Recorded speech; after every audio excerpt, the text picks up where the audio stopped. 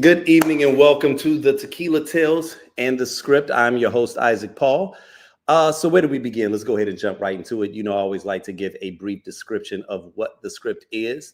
The script is kind of like the digital counterpart of the Tequila Tales. Now, what is the Tequila Tales?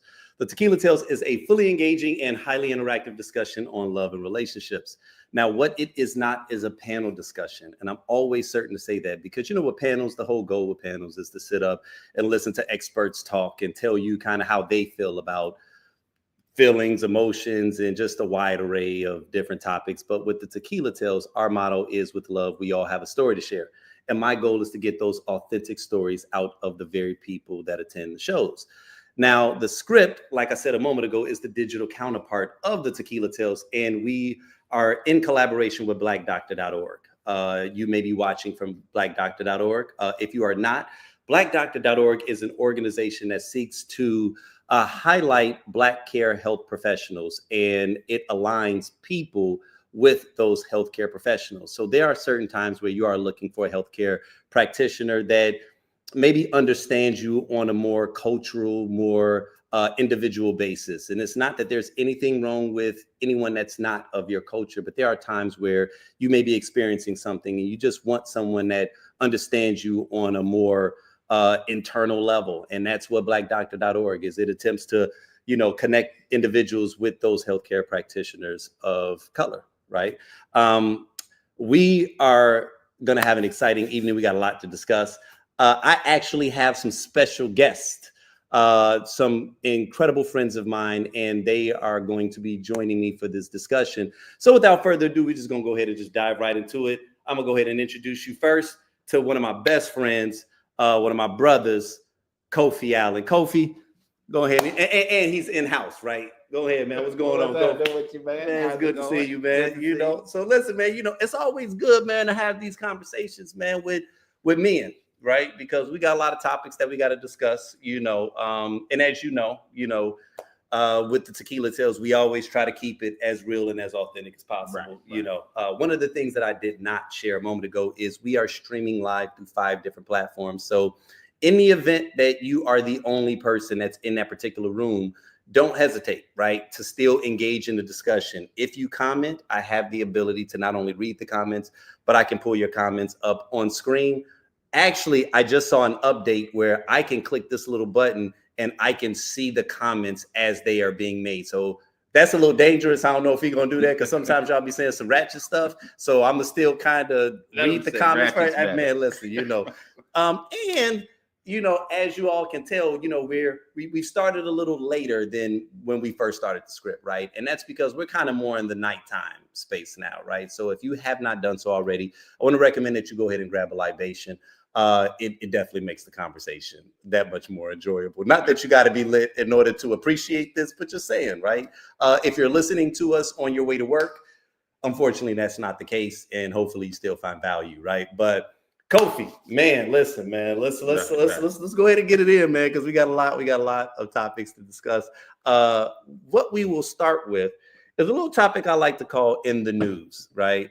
In the news, and I always like to begin kind of more or less with, just sharing some pertinent things that may have occurred recently. I don't know if you've heard about this particular story, but I'm gonna go ahead and share that recently the historic Nottoway Plantation House, the largest remaining antebellum mansion in the American South, was destroyed by a massive fire on May 15th, 2025. Okay.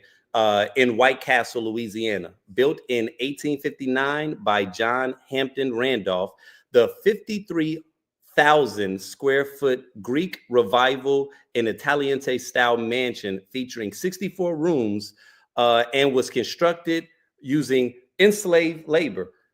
Didn't see that coming. By 1860, Randolph owned 155 enslaved individuals who worked on the plantation. The fire began around 2:10:15 in the mansion's south wing. Despite efforts of 10 local fire departments, the blaze rapidly spread, engulfing the entire structure. No injuries were reported, but the mansion was deemed a total loss.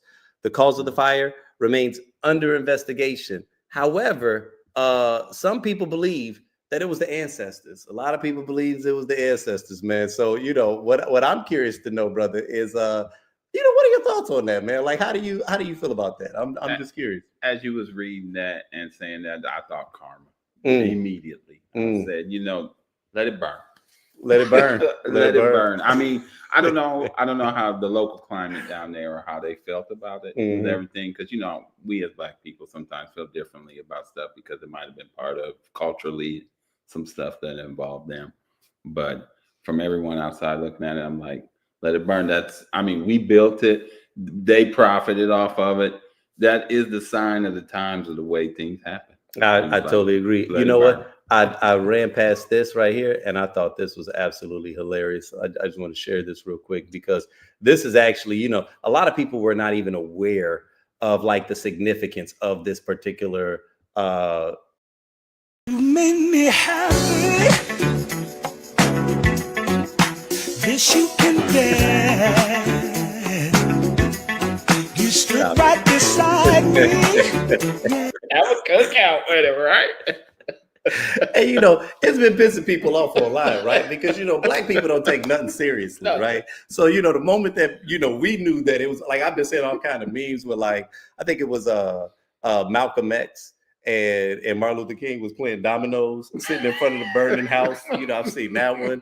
I've seen of course TikTok and Twitter is going crazy about it. But I think what I find a little fascinating about it is just how disappointed some of our lighter hued brethren are about this, right? Because they had plans on getting married there. Like there's this big thing in the white community where they really revere these old kind of historic houses, which I guess on one level I kind of get it, but at the same time it's like, are they not aware of the historic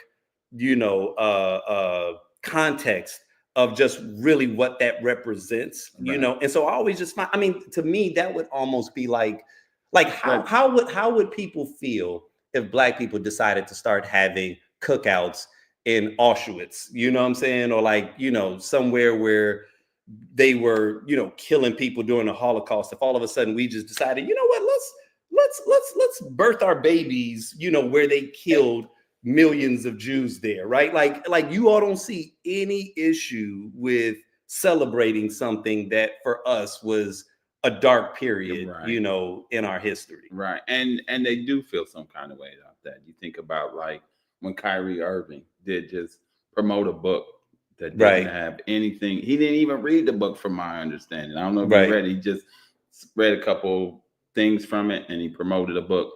And it blew up all in his face, and they made a whole big deal about it. So something like this, let it burn. If they don't understand it, then they need to look into it so that they understand. I completely agree. Now, because I got you here, us having been friends, man, for a nice little period now. I know that one of the things that you are big in is sports, and specifically basketball. That's a passion of yours. So right. I'm not certain if you've been following the WNBA. You know, I know sometimes, right? You know what I mean. You know, sometimes brothers act a little funny when it comes to, and right. You know what I mean. And even before, and Angel Reese and Caitlin Clark. You know what I'm saying. We were kind of tapped in, but we will acknowledge that the emergence of both of these powerhouses kind of set fire to the WNBA, and it's got a lot more eyes recently, right? So, you know, anytime that the Fever are playing, who is it in Chicago? It's the Fever in the Sky, right? That's like the big marquee matchup. And if we're gonna keep it real, it's only because of racism. Like, let's and that's the sad part, because right now they've been playing a beautiful game for a long time, and now because of the storyline, everyone is in tune to it. And so just like with Magic and Bird, they've been playing a good game in the 70s and 60s, but now it's Angel Reese and Kate, and nobody cares about how horrible either record is. That's going to always be the most popular game, right? That's why they opened the season with it. So exactly, right? So recently, you know, they had some altercations. I'm gonna go ahead and I'm gonna just, you know, cue up. We'll start with the play, and then we'll go into some of the commentary that's ensued since. Okay. 3. And look out, Caitlin Clark pushes Angel Reese, and Angel Reese gets right up into Caitlin Clark. Afterwards has something to say as Clark walks away.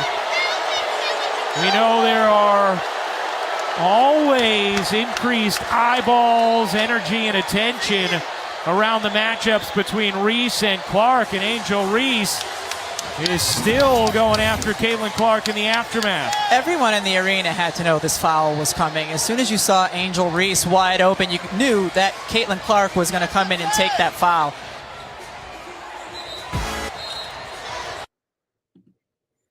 Okay. So before we get into the commentary, right? Just purely off of the basketball, like what were your thoughts on that? So in that particular play, Caitlin did nothing wrong with doing the take foul, because she was trying to prevent, like everyone's probably talked about, she was trying to prevent the easy bucket. And so she gives that little extra push. Just strictly on the basketball. Angel Reese was supposed to. Angel Reese is a big man. If you look in the eyes of basketball, she's a bigger player. So she is supposed to get up and let this girl know, you ain't gonna come at me like that. Because as a big man, if a little guard comes up and hits me, I don't know. I think Caitlin is a big guard, and Angel Reese is probably like 6'3". I don't know the variations of that, but Angel Reese was supposed to get up and let her know, no, you're not going to hit me like that. Right. So Angel did nothing wrong. And Caitlin in the play did nothing wrong. It's all the aftermath stuff. Right. And I like the point that you made, because when you said her being 6'3", and now all of a sudden I got to put it in the context of the NBA, because see, we just see it from the names and the players, and I think everybody's just grouping women in all together, right? Like they all the same size. They all the same size. No, it's all the same, right? It's a bunch of the same running around, right? And that's not the case. Exactly. If Kobe came and hacked Shaq really hard, you don't think Shaq would have got up and absolutely, no, right? Or even different, like a Steph Curry against a Karl Malone or something, you know what I mean? Or LeBron, you know what I mean? Like if you hard foul, you know what? And that's actually a good idea. I mean, that's a good point. There's no way that a little guard is going to knock down a power forward without really and not expecting any type of consequences. Exactly. You know what I'm saying? So that's actually a good point. If we're just looking at it purely from a basketball context of what their roles are, what their positions are, and just seeing it from that. You know what I'm saying? Right. Now, I was a little guard and I fouled someone hard and they look at me like, don't do it again. Don't do it again. And not only that, I'm going to get up and I'm going to walk towards you. Now, they acting like she immediately went over there and Draymond Greened her, right? Like she choked up. Like, no, she got held up or whatever, you know, but I got to let you know, like, you know, the first one is on the house. The first one is on the house. The next one, I'm charging interest. You know what I'm saying? So, okay, boom. Now, you know, obviously, you can't just have things go regular. Like stuff always got to go insane. You know what I'm saying? Oh, hold on, wait a minute, hold on. Before we dive into it, we got some comments. I said I was going to get to them. We got Dawn. What's going on, Dawn? Hey fellas, I was going to say that. Okay, see, look, we already got people chiming in. Absolutely, total. Look, they talking about the burning house. It's an absolutely total property devastation with no injuries or loss of life. Literally friendly fire. You know what? I like that. I like that friendly fire. That's how I'm gonna call it out. Burn, baby, burn. Many don't care. I got you. We got depression is real, and even at 68 years old, I still go through it. Lost my husband. Oh, this is last month. I love listening to the two of you. I'm sitting here moving my bowels and just said, okay, I'm a huge fan of Angel Reese, another positive young lady. Okay, man, I appreciate your feedback, Shay. Right on. Right now, like I said, there's, people start to dive in, and that's where the things get sticky, right? Now, let me start this from the context of all publicity is good publicity for the league, right? Right. So sometimes people get upset when they see little things happen because they're like, oh man, this is all gonna be drama and blah, blah, blah, blah. But I'm like, this actually does sell the league, right? Even though it can piss us off at times because of all the little things, we're talking about it. Right.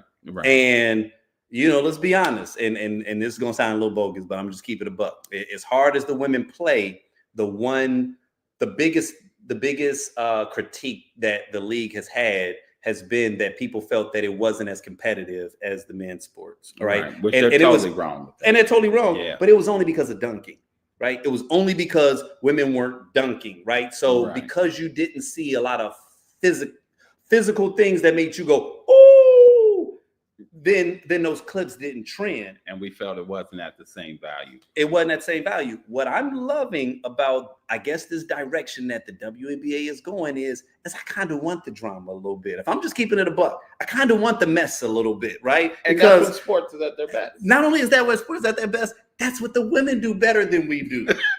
Let's keep it a buck. Women reality shows. Do you think we could have? I remember Kevin Hart did a spoof of Real Housewives when he did the Real House Husbands.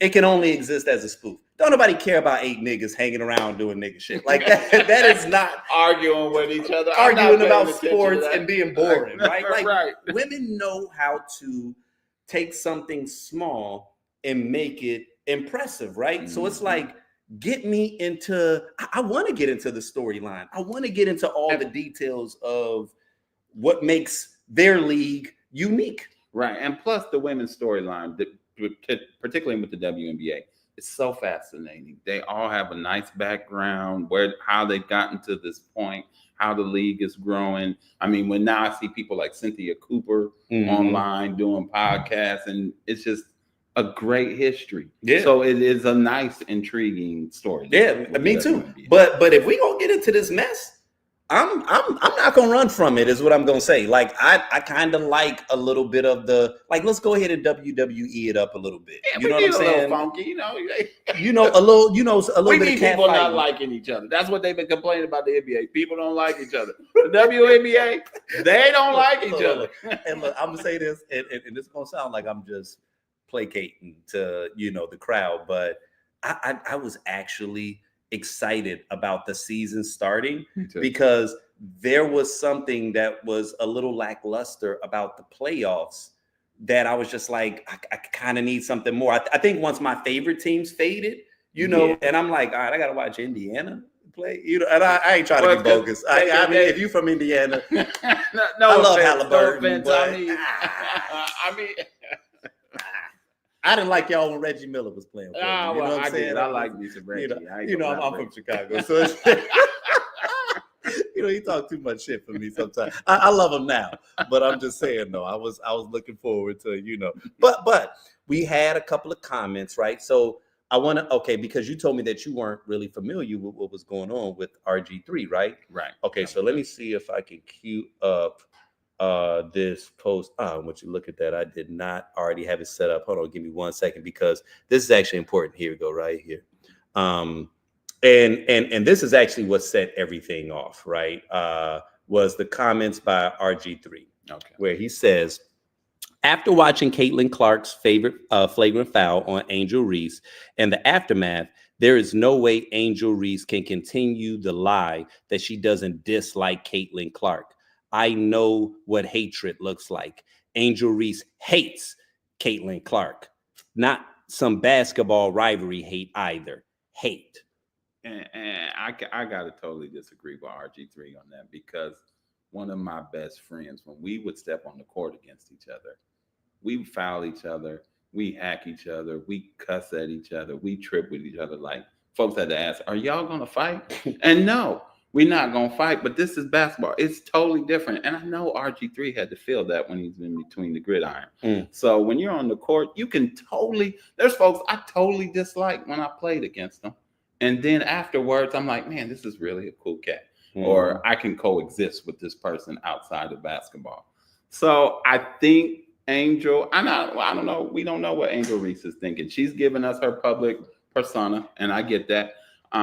So I think Angel Reese does not like Caitlin as a basketball player, and that is 100% okay. And that is what basketball needs.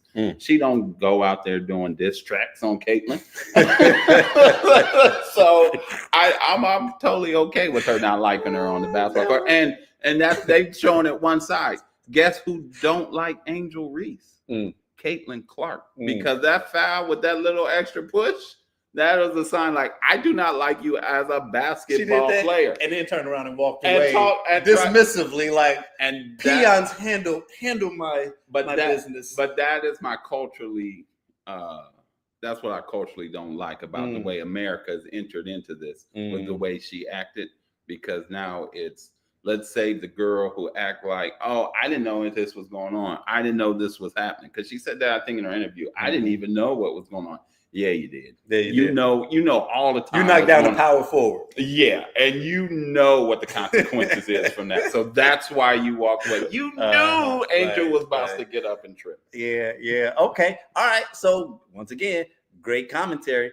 So now, when he went on his little thing, obviously that there were echoes that occurred from that point. And do you follow Ryan Clark at all, or are you familiar with his podcast, The Pivot? Yes. Okay, so he had a response, and I want to get your feedback on this first, right? Because I thought that this had legs. He called what Angel Reese did hate. He said you could see the hate on her face for Caitlin Clark. I'm not really sure when we moved in to being able to read the expressions of a person and know their intent, know their character, know their perspective. But he does understand hate, because I think he also understands the hate of self. When you look at the play, which is all we can speak to as professionals, all we can speak to as analysts, Angel Reese pushed one of her teammates. Caitlin Clark had a hard foul, which is part of basketball. I feel like it was assessed correctly. And Angel Reese's reaction is the sort of reaction you get in a situation when you feel like you took an intentionally hard foul. That's competitiveness. That's rivalry. That's not hate. And so now, though, when RG3 jumps on to the hate train or to the angry train, and now follows along with what we saw from Keith Olbermann, what we saw from Dave Portnoy, as they poured on to Angel Reese to make her the villain in Caitlin Clark's heroic or hero story. Right. The one thing we know about RG3 is he's not having conversations at his home about what Black women have to endure in this country, about what young Black women and athletes like Angel Reese have had to deal with being on the opposite side of Caitlin Clark's rise and ascension into stardom. Now, when you look at it, I think A'ja Wilson is the face of the league. A'ja Wilson is the best player in the league. Caitlin Clark is the most important player in the WNBA. And a ton of her fandom has come along with some racial bias or some racial pieces to why people love her so much. And so now, if you're RG3, when is the last time within your household you've had a conversation about what she's dealing with? You haven't been able to do that because in both of your marriages, you've been married to white women. You haven't had opportunities to have those conversations to educate you on what they're feeling, what Black women deal with, what they're seeing when they think of a young Angel Reese. And the whole time that he's mimicking Angel Reese and bobbing his head and moving his neck while he's doing this whole piece, his wife is in the back amening and clapping. And so to me, it's just another situation that now this young lady has to deal with.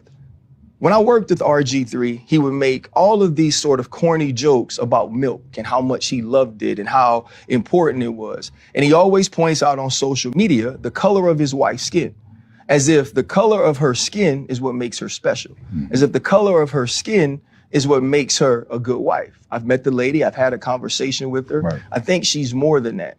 But it also leads to what Black women deal with a lot from Black men who have chose to date or marry outside of their race. They always feel like they have to go the extra mile to prop up the woman that they're married or the woman that they're with over Black women by denigrating Black women. I feel like we should have an opportunity to move past that and understand that Angel Reese can be great in her own right, as Caitlin Clark is as well.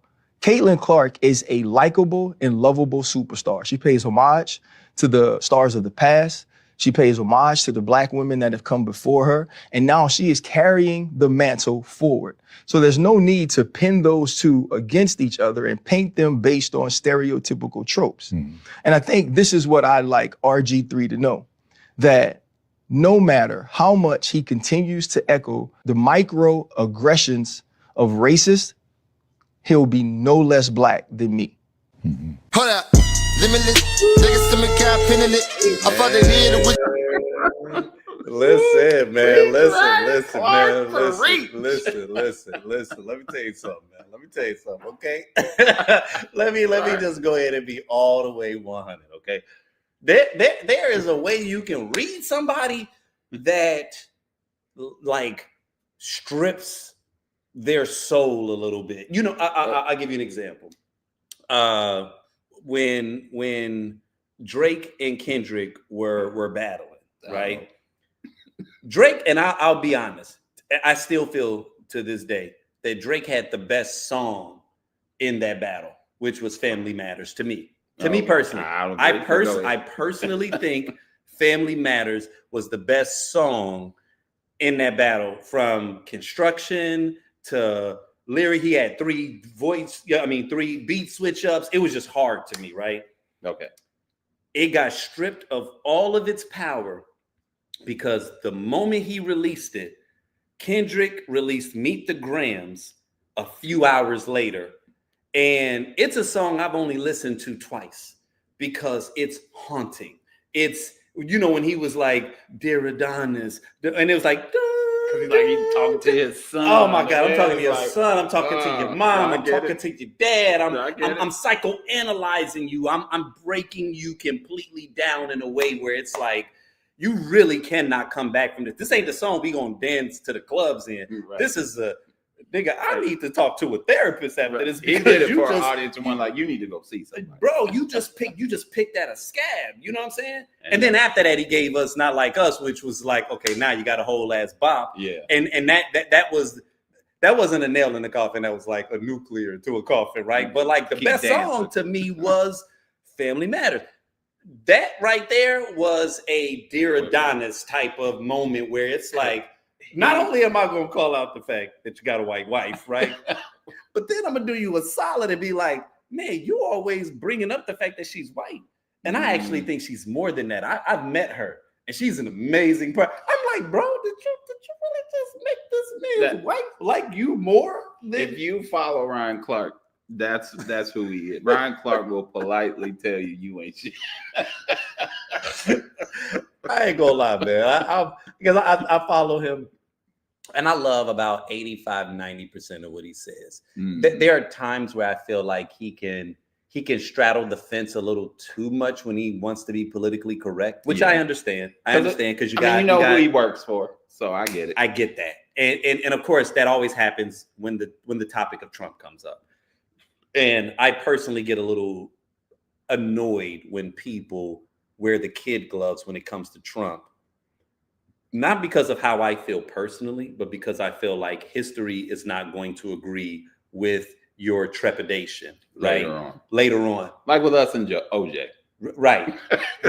You see what I'm saying? Yeah. Like people feel comfortable now, and it's like, oh, I got to wear kid gloves until whatever the thing that I know is going to happen happens, and then it becomes popular to recognize the elephant that is literally suffocating the 20 country. elephants in this room, right? Yeah. Like at that point, when the next George Floyd times 10 moment happens, when everybody is so outraged, then you can go ahead and voice what's clear.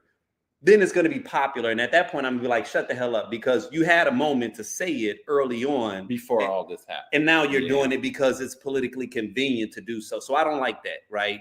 And so that's the only time that I felt like he was trying to straddle this fence, when I'm like, dude, when everything else you say, I know how your mind works, and I know this is bullshit. But like you said, who he works for, so I got to give him that. He's got to keep a seat in the room.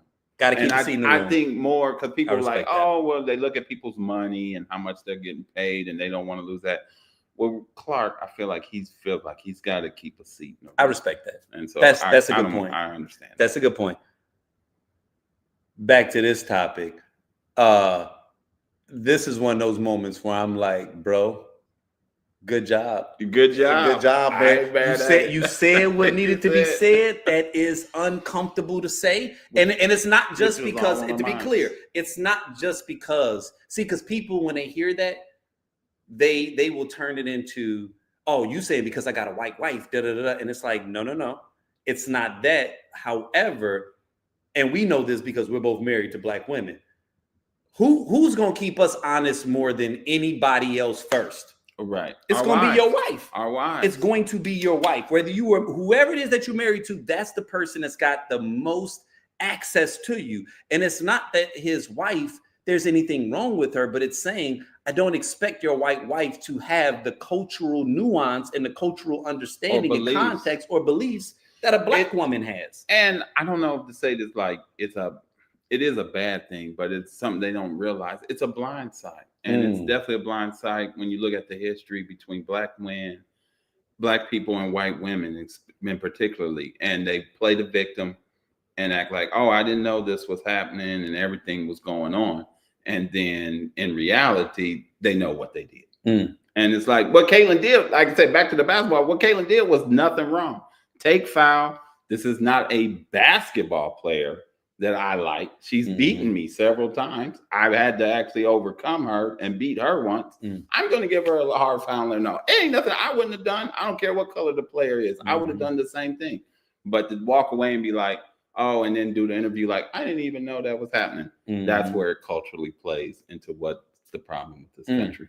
Okay. So now I want to show you another clip that I saw from Jemele Hill speaking about this, right?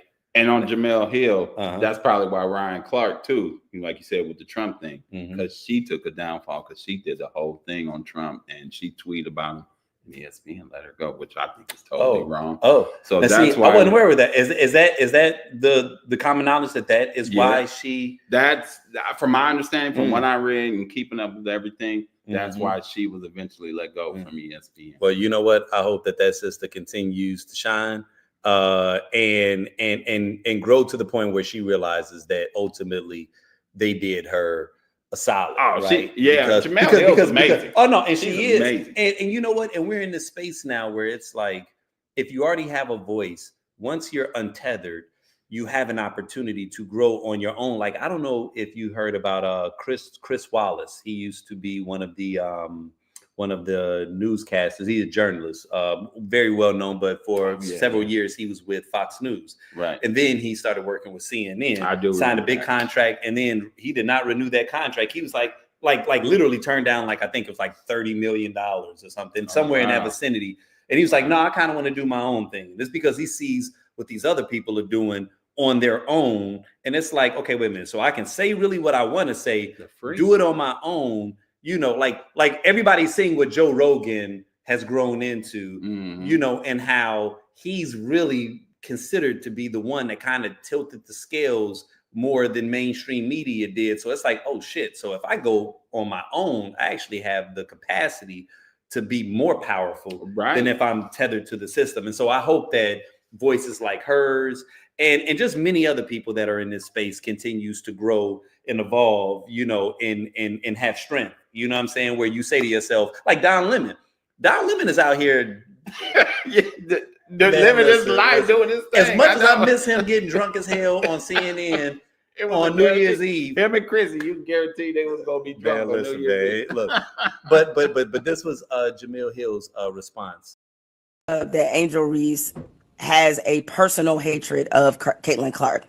What I do pick up from Angel Reese, because she said it, and I like to go with the face value of what the athlete actually says, is I think she resents the fact that she can't have her separate story away from the Caitlin Clark drama. Like, Caitlin Clark can have her separate story. Like, when Caitlin Clark is in any press conference or whatever, unless she's playing Angel Reese or it's something specifically that they have done together that is happening in the moment, she is not asked about Angel Reese at all. She's asked about thousands of other things about her ability as a basketball player. Angel Reese is always routinely asked about Caitlin Clark. And I think she resents that part of it, is the fact that, like, hey, I can't even have my own identity. I can't even have my own identity outside of this storyline that has been following me since college. And if we recall, when Angel Reese announced she wasn't coming back to LSU, when she was in tears, no one had any sympathy for her when she talked about these same men now that are chiming in about Angel Reese and, you know, talking about her behavior and all this. When she cried before the public and told you part of the reason she was leaving LSU was because of all the racial animosity that she faced. They had no sympathy for her. And so she is carrying this chip and she is carrying this resentment, but I don't think it's about Caitlin Clark. I think it's about the way that people have talked about her and about the lack of, frankly, grace that they have shown her through since that moment where she, you know, trash talked Caitlin Clark and flaunted that she won a championship. They have painted this woman out to be so villainous, and we forget how young she still is, that naturally she's wearing a lot of that on her sleeve. So I thought RG3, he's entitled to his own opinion, but I thought his analysis missed the mark and it was unfair, personally. I totally agree with what she said, and she's right. I can understand Angel wanting to have like her own separate story. Unfortunately, it's a competition. And I think what a mark that misses a lot of people is how Angel has marketed herself, which I see these other WNBA players doing now as well. She's marketing herself very well.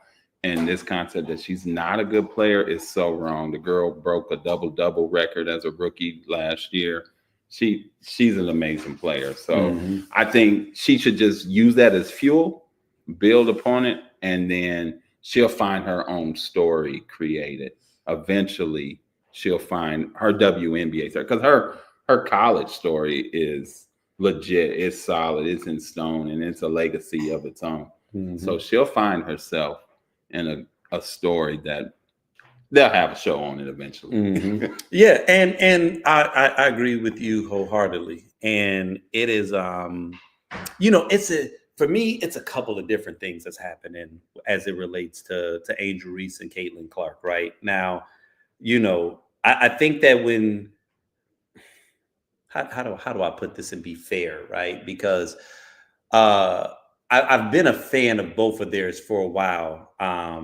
But admit it now, when they both faced up, if I'm gonna be honest, I was rooting for Angel. Right? I get it. On some Issa, you know, type shit. Like, I'm rooting for everybody black, right? I loved everything that was happening over there, you know. Right. But beyond that, I've always been a player person. And when I key into someone and I like them and what it is that they represent, I can't help but to also be supportive of them as well. And so I've also always been a very big fan of Caitlin Clark, because I've been saying for the last 5 years that what the WNBA needed was the Steph Curry of the WNBA, because I knew, you know, not trying to be funny, but women can't dunk, right? So what I mean by, well, they can, but like not like Anthony Edwards, like dunking and just like plasterizing you.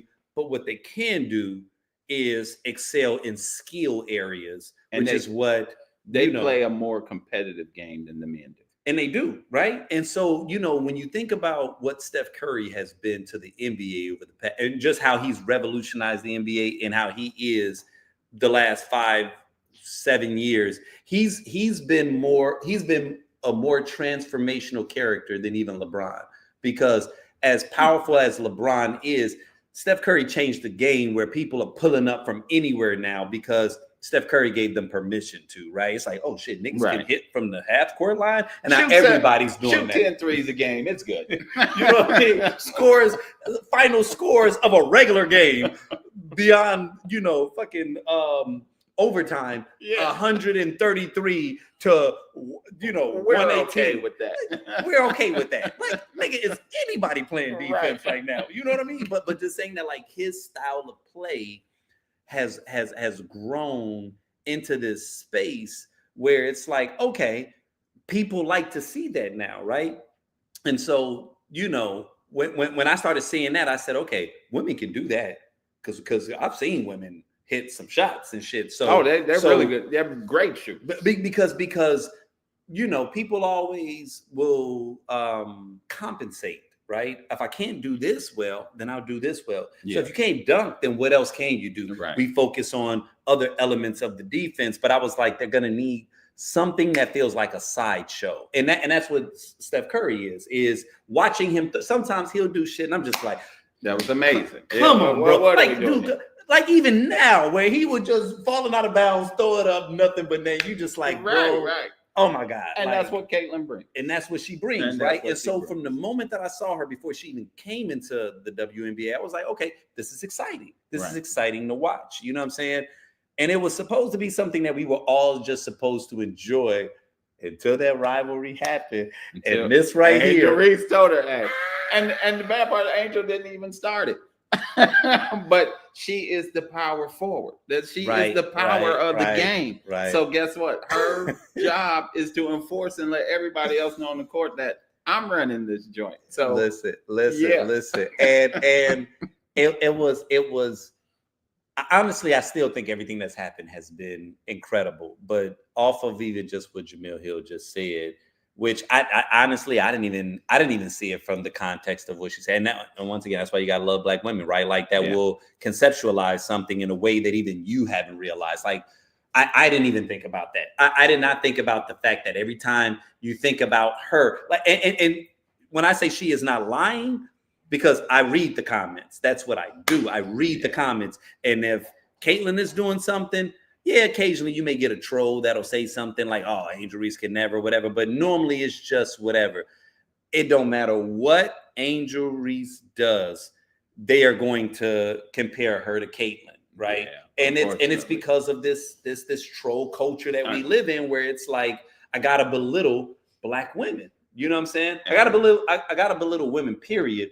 But if it's two women and one is white and one is Black, ain't nothing more American than racism. You know what I'm saying? Right. And so that has, I hate it. It's great for the WNBA. It was great for the NBA. Back in the 70s, the NBA was built on that. So I'm like, and it's sad because you think we would grow as a country and we grow as a people that didn't need that, but clearly not. Yeah, clearly not. So with that being said, all right, fine. Then let's go to this other little segment that I have, that we might have jumped into it already, but stay out of the comments, man. Stay out of the comments because listen, let me tell you something, man. I have a penchant for reading comments, man. I need to stop. The shit's like a fucking drug, okay? It's like crack, and I'm pooky. And you see some content, I gotta go to the contents, man. I gotta go to the comments. Like I don't know if you see on Ball Alert. Ball Alert does this thing, man, where anytime that there is someone that is of Hispanic descent that is regretting their vote for Trump, okay? I don't care if they are Cuban, if they are Venezuelan, if they're Mexican, okay? They gonna show the whole story. And you're going to scan, you're going to swipe. The moment you see slides, you know what it is. You're going to get to that last one. It's going to be like, I will vote for Donald Trump. I just went to a Godfrey show, Godfrey the comedian here, and he did a whole skit on that. It was so funny. I will vote for Donald Trump. When I tell you, it don't get old. It's like, and I be laughing. I run to the comments and everybody like, yo, I race to the last slide because you know what's coming. And sometimes people get mad because they like, well, we don't even know if this person voted for Donald Trump. And I'm like, no, but people did. almost like Draco from Rocky. If he dies, he dies. You know what I mean? Like, if he voted, that's what we voted for. Hey man, get your peoples then. Get your peoples, because we ain't trying to be assholes, but your peoples sent you out. Look, them was your peoples. Them wasn't us. All right, them was your people, right? So I be in them comments, man. I be in them comments, and my new social media app is Threads. Threads is the kind of like the Twitter counterpart for Instagram. You know what I'm saying? And I think that's where all the people that made Twitter dope, right? When they was like, fuck Twitter, once Elon took it over and made it a bastion of racism. I was one of those people. I was like, I'm out. Like, cancel this. Did y'all really want to say nigga that bad? Like, right, have at it. We would have given you the word if we could keep our democracy. Okay, we didn't realize that y'all was ready to tear apart the Constitution because you want to say the N word that bad. God damn, man, I don't get it. You know what I'm saying? All these words in the language of history, and y'all want to say this was so bad. I almost wish that was part of Kamala's platform. Hey, listen, if you hire me, I'll let you say nigga. You know what I'm saying? Like if she had done that, they might have been like, maybe we can vote for her. Wait a minute. Let me think about this for a second. You know what I'm saying? Like we can be Trump and we can be men and we can forget the trans people, or Kamala gonna let us say nigga out loud. I don't understand why they feel the need to have to say it's entitlement, man. And it'd be people who want to be cool with you. They'd be like, well, you don't mean it in a bad way. No, it don't matter. You can't say it at all. No. It is what it is. What my girl said in the moment, he said, we ain't no nincompoops either. Right. Like he could have been saying nincompoop. Right. We ain't no nincompoops. Wait, they did right. Don't say nothing. You better say Lil Clark. I don't want you. If you can fix your lips and say watch, I'm gonna haul off on you. Right. Like I get it. So like I said, I be in them comments, man, and you see stuff, right? So there was a post. And so I'm gonna just go with the exchange, but since I got you here, I'm like, I kind of wanted to get another man's perspective because there are times where it's like, I'm getting better. I'm getting better where I'm not diving in. Cause see, normally I would read shit and I just move on past it. But I think post-election, something has happened where I'm like, okay, I think it was right around the time that like Mark Zuckerberg and all them decided to start kissing the ring and was like, hey, you can say whatever you want to on our platforms. We don't care. I'm like, oh, okay, I can say whatever I want to. Bet. I'm talking shit about all of these crackers. Okay. If I ain't going to Facebook jail, that's what you want? Bet. I'm going to do it now. You ain't going to cancel my account for 10 days? That's probably what Kanye on right now. That's why he's making all them songs and shit like, okay, y'all don't care about racism. Oh, I got some stuff that Kanye say some shit. They cancel his. He can't wait till that last day. Listen. So because that's where we at now, I'm like, okay. I leaned in for a little bit, and then I realized, what, this ain't productive. Right. So I'm gonna pull back, right? But then there are times where I'm like, we hear women say, and specifically Black women say that they don't feel protected. And part of that is because of real life, real world things that occur. And then other times it's because of even what they perceive because of what they're seeing online, right? Like I'm going into the comments or I'm seeing posts that people are making and there's no one that's coming to our defense, right? And so part of what I oftentimes argue at the Tequila Tales and the live shows is it's not that I don't want to go back and forth. It's that I don't want to waste time arguing with idiots, right? Because like it's fruitless, you know what I'm saying? But at the same time, it's like, however, if the comment section is where the community is, it's like a town hall. The comment section is like a town hall. And if the intelligent people don't weigh in, then it's just idiots that we see that are saying things, and then that gives the perception that the inmates are running the asylum.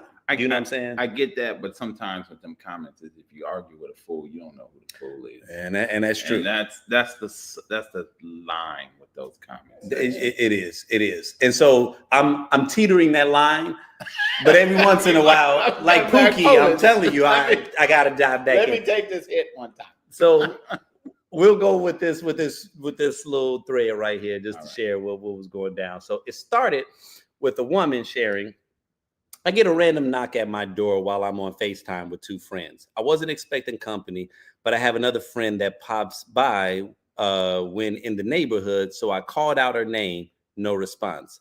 I'm in my panties, so I peep through the peephole, and it's a man I've never seen. I say, who is it? He says, Corey. I'm like, I don't know Corey. He responds, I used to be your neighbor across the hall. And I'm like, what? I've never seen this man. I respond, okay. He says, yeah, I just wanted to tell you your trunk is open. Mind you, I had just carried in shopping bags and I refused to make 2 trips, so I very well could have accidentally hit the trunk button while trying to balance everything. But why not just close it? Why not come to my door? How do you know who I am, what I drive, and where I live, and I've never seen you? And what the hell are you doing over here if you moved? I almost went outside to investigate, but decided to survive this movie and wait till morning, right? So that was what she said. But then about 5 hours later, she comes back with an update and says, I just went down to my carport and my trunk was in fact open. I don't feel bad for not opening my door or venturing outside. I did thank the man. I was just suspicious of a stranger coming to my door beyond midnight. So excuse me for having self-preservation on the brain. LOL. Y'all be blessed. So that being said, give me your thoughts as a black man with a black wife. How do you feel about that situation? Before we go into any other comments, how do you feel about that? She did the right thing. She should not have gone down there to look at things. She should not have opened the door. She probably should have told him, hey, go down there and close it. Even that was up to her discretion. It don't matter. She did the right thing. I wouldn't have trusted me. Oh, Casey is watching from Arizona. Hey, Casey. Hey.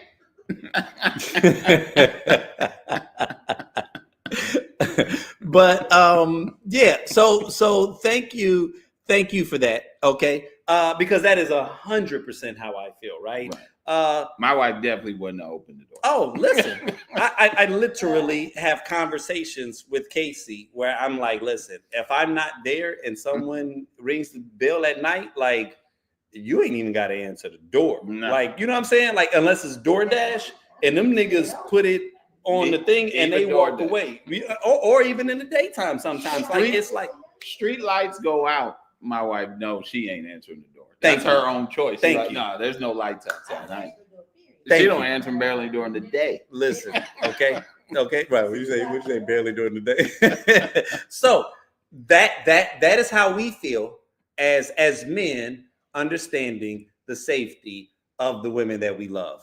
We also listen to them and we understand just what a day-to-day, experience is like for a woman. I remember, on one of the last live shows, my wife was sharing how even, because we arrived at the shows at different times, because she's going to go home and, take care of the baby and stuff. Right. And so she was just like, yeah, like, even when I get in the car, like, there's all kinds of things going on in the back of my head. Like, okay, if this dude is crazy, like, can I take him? He kind of big, but he breathing heavy. So, all right, what kind of shoes do I have on? And it feels comical, but it's like, these are the kinds of thoughts that they have to think about, right? Me and you were at Dilly Dally's, it's a dive bar. Local dive bar. Pretty elite, but dive bar nonetheless. Right. White boy, big guy, tatted up, cool as hell, leaves his whole wallet on the bar. and his drink wide open while he goes to the bathroom and forgets that both of them are there. I saw it sitting there. I thought it was like a nigga test. Okay. Like, are you gonna take this wallet or not? Or just like, I feel like I can trust them. So I want to let them know I trust them. Let me leave my wallet sitting right here. So I'm like, I know his wallet is there. And this is the first time we met him. First time we met him. Half an hour conversation tops, right? But cool guy. I could tell probably got a lot of we had a lot nigga of friends. conversation. You know what I mean? Yeah. But in that moment, I was like, all right, I'm looking after his wallet because not in a because I don't want him to think, but just like, all right, I don't want nobody else to come in and steal homie wallet. So all right, I guess it's a trust maneuver. I'm gonna pass this test. Right. I felt good, but I felt weird. Weird, like nigga. He like, trusts me, but am I supposed to watch this the whole night? How long you gonna be gone? Oh. If we was ready, I'm giving this wallet to the bartender. Like, homie, big dude look like a linebacker. Yeah, he left his wallet. After a couple drinks, and me and my wife is out after a couple drinks, and she done left her purse too long. I'm like, babe, you gotta come back and get your purse. So this dude had like half of that time. So he comes back, and it wasn't a test. But he's just like, oh my God, I can't believe that. And so we all laughing because we just like, shit, bro. We didn't know what that was. But I knew it was here, right? Because I got situational awareness, right? Whether it was white, black, Hispanic, whatever. Like if we vibing and you do that, even if you're a stranger, I think somebody left his wallet just because we good people. Right, you know what I'm saying? Right. But there's a certain level of just awareness, situational awareness that you have. You know what I'm saying? Now let's get into these comments. Okay. So Mr. This gentleman, Van the Man or whatever, goodness gracious, how can you live with so much drama and fear? As I see it, you have two rational responses. One, you say, oh, thanks for noticing. Would you please close it? Thank you. Response two, it's okay. Thank you for telling me. I'll be down in a few minutes to close it. No need for endless speculation about his motives. Right? Oh, hold on. It gets worse. So, of course, women are going to jump in, right? Because they've got, one woman goes, you've walked this planet for at least a good 65 years. More like 85. Right. Judging by your picture. She was being gracious. As a man, you don't have a clue and need to sit this one out. Shush. He goes, as if I don't have women in my own life. What world do you live in? Right. So, it keeps, getting more spicy. The rabbit hole, right? Because now I'm invested now. Is it living in fear or not putting yourself in a vulnerable position with a stranger? Why didn't he just offer to close it since he was up and out and dressed? His response, because it's dangerous to assume things with women, right? Men are always wrong when they do that, right? You can't have it both ways. If he would have closed it, he would have been in the wrong to close it. If he comes to the door, he's wrong to come to the door. If he doesn't say anything and ignores it and something gets stolen, then she complains about nobody saying anything to her. You women just need to get your shit together. Right. So someone goes, welcome to the world of women. It takes 2 seconds to close the trunk. And if it was supposed to be open, 2 seconds to reopen. Yeah. Zero danger. It takes much longer to walk to my door, ring the bell, and wait to tell me, et cetera, et cetera. Danger multiplies several times over because who are you in at midnight? Exactly. Right? That is where I enter the fray.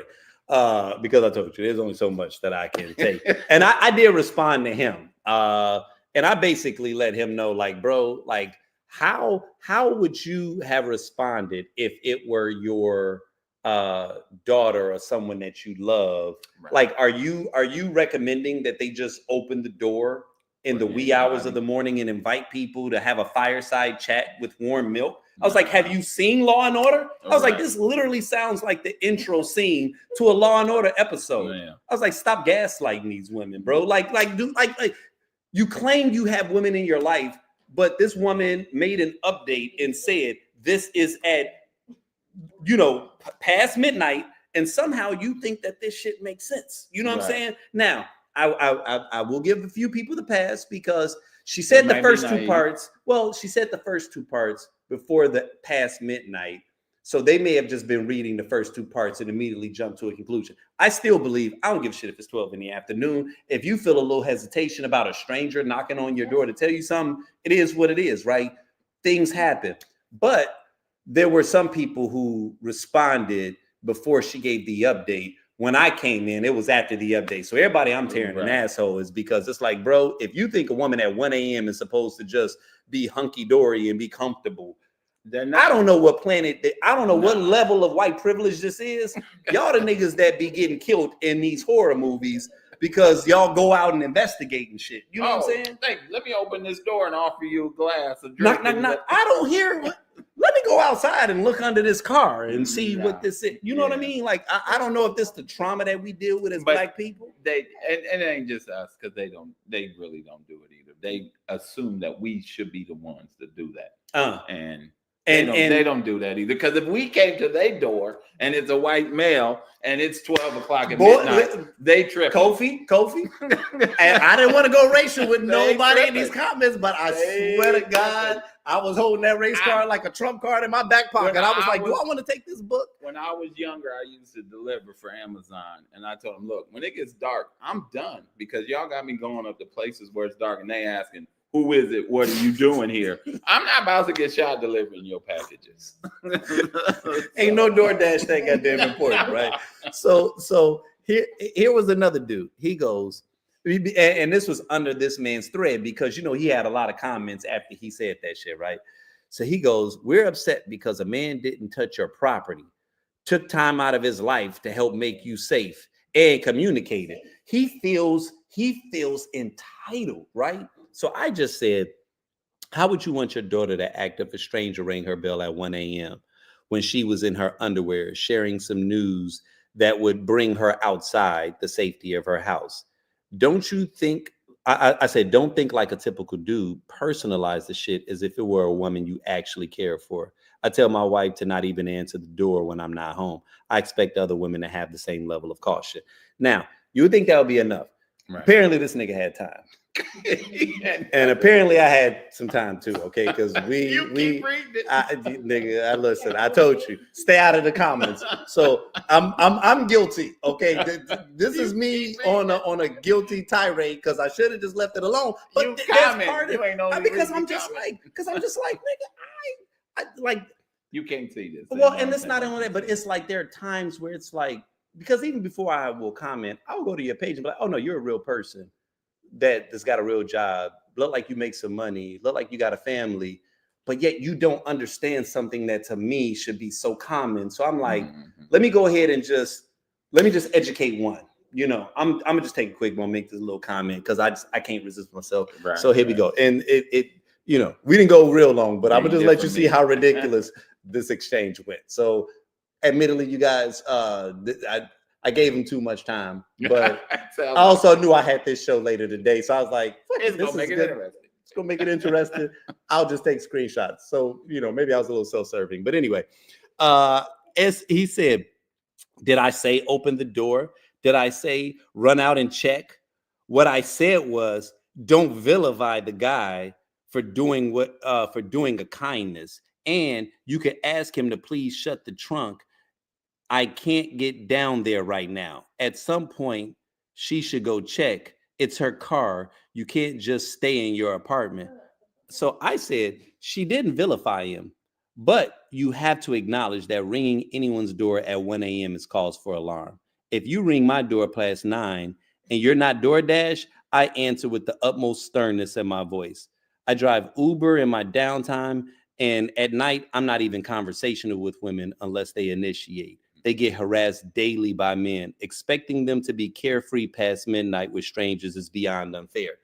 Once again, I'm thinking this conversation is done because I've just said to you, hey, bro, even when I'm in a service space, I don't even talk to women because I don't want to be the nigga you get in my car. You know, it's Saturday night, it's 1 a.m. and I'm just like, hey, how you doing? And everything. Where you going? Where y'all going? Man, y'all look like y'all lit. No.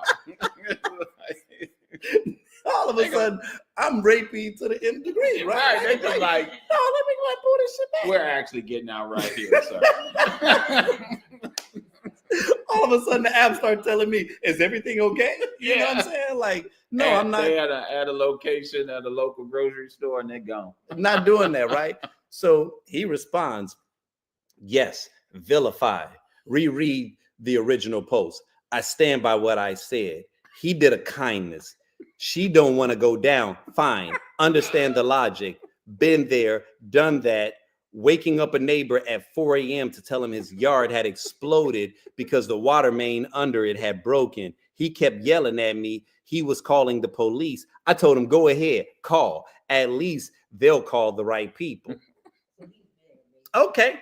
So now you're projecting, right? You're internalizing this shit and you're projecting because this woman in her panties got to deal with SVU niggas because Brad across the street didn't want to deal with your ass at 4 a.m. in the morning. Okay. So I was like, well, feel justified in your rightness and just screw how you make women feel because that wasn't your intention. Because everyone does random acts of kindness at 1 a.m. And hopefully you extend others that same grace when they piss you off. I imagine you investigate before exercising caution or emoting. Now, I'll be honest. This next part is when I'm like, let me just talk a little shit. I said, this sounds like the person in the movies that gets shot because while everyone else is running, they decide to go check things out. Now, I didn't have to throw that part in there. I didn't have to throw that part in there. You know what I'm saying? But I felt compelled. Well, he responds, I didn't do anything to a woman here. Neither did the man in the post. He did a kindness. You don't see it? That's on you. No one told her to go outside. Nothing happened to her. She's mad at a man. She's mad a man told her she left her trunk open. You want to keep attacking me for my opinion. Have at it. So this is where it ends, right? Yeah, I was just like, this is where the fool starts to show. You know? I said, no one is attacking you. I'm just amazed at your unwillingness to even recognize the danger in a woman answering the door at 1 a.m. Because she wasn't a victim, you somehow feel the situation is absolved of any danger. She never answered the door, so we don't know how it would have played out. Hella women in the comments are talking about their experiences with stalkers who on the surface appeared nice. The woman wasn't vilifying him. She was sharing that she placed her safety before courtesies. So his final response was not attacking me. He responds to my little post with the sassy thing right here. Yeah. You keep coming. So now I just said, I apologize if I hurt your feelings. Didn't mean to get you emotional on this topic. Now I'm trolling him because I'm like, all right. Now all of a sudden you're the emotional guy, right? Like, because you cannot understand. But I think what I was amazed at was just like, this isn't just one person that I'm talking to. This is a state of mind of a lot of people that feel like, well, I wasn't going to rape her. And so because of that, they think that like it's almost like the male belief that we have dominion over how women should feel about certain things, not understanding that they live a different experience than we do. Yeah. It's great that you aren't rapey, but you do know there are a lot of rapists out here, right? And we're talking at 1 a.m. Why would you expect her to feel comfortable answering the door? If I know I have a neighbor and she lives by herself and it's a female, and I would never go to her door to let her know, hey, something's going on with your car. This at 1 o'clock in the morning. There was one time, it was like 5 p.m. in the afternoon, and her door was slightly open. I was like, that's odd. I totally walked past the door. And I was like, well, if it's still open when I come up, I'm not going to close it. But I went down there. She was downstairs. And I was like, hey, you know your door's open upstairs. She said, yeah. But you know what? I wasn't going to touch that door because I know that could have come off to her as something that's like, hey, I'm encroaching in her area or anything. So you got to understand as a man where these women are at. I mean, she lives alone.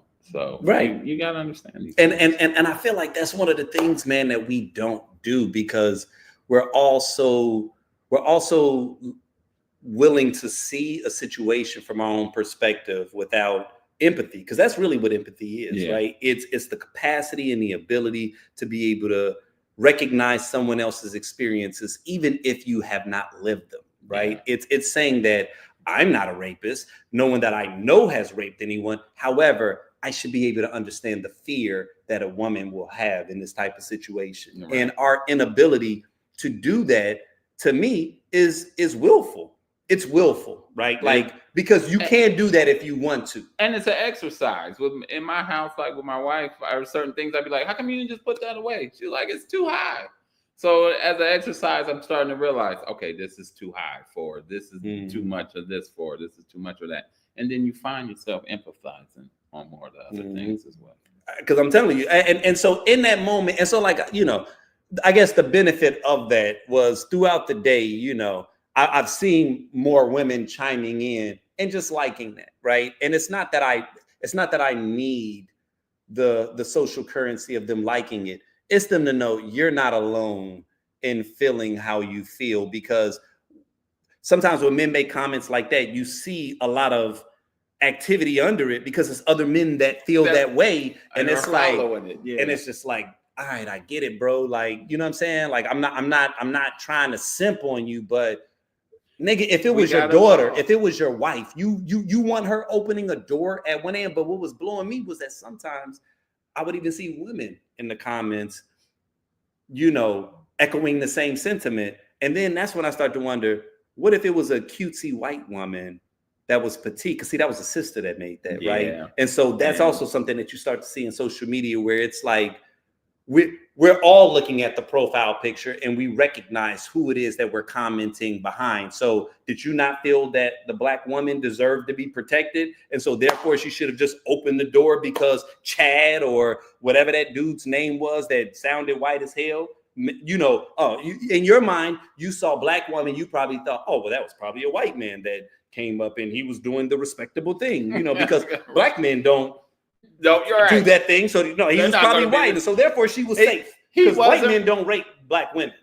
He wasn't wrong. The man who came to her door wasn't wrong, and she wasn't wrong. Because I'm assuming did she say it was a Black man? No, she didn't. She didn't. Oh, okay, but I'm just throwing out because the people that are making these dumbass comments are white men, and specifically older white men, which is making me wonder if it was a woman that looked more like your daughter, would you be as cavalier about their unwillingness to subject themselves to a dangerous situation, right? And maybe that's me reading into it because of the fact that I'm surrounded by Black women, but at the same time, I'm like, would you be this obtuse? Would you be this intellectually obtuse? Because it's 1 a.m., bro. You know what I'm saying? Now, like I said, I'll give a few people the pass because maybe they made the comment before they recognized that. But the moment that I say 1 a.m., nigga, go back and do the research and see the update. Say, well, she didn't say 1 a.m. And I can say, well, actually, she just did.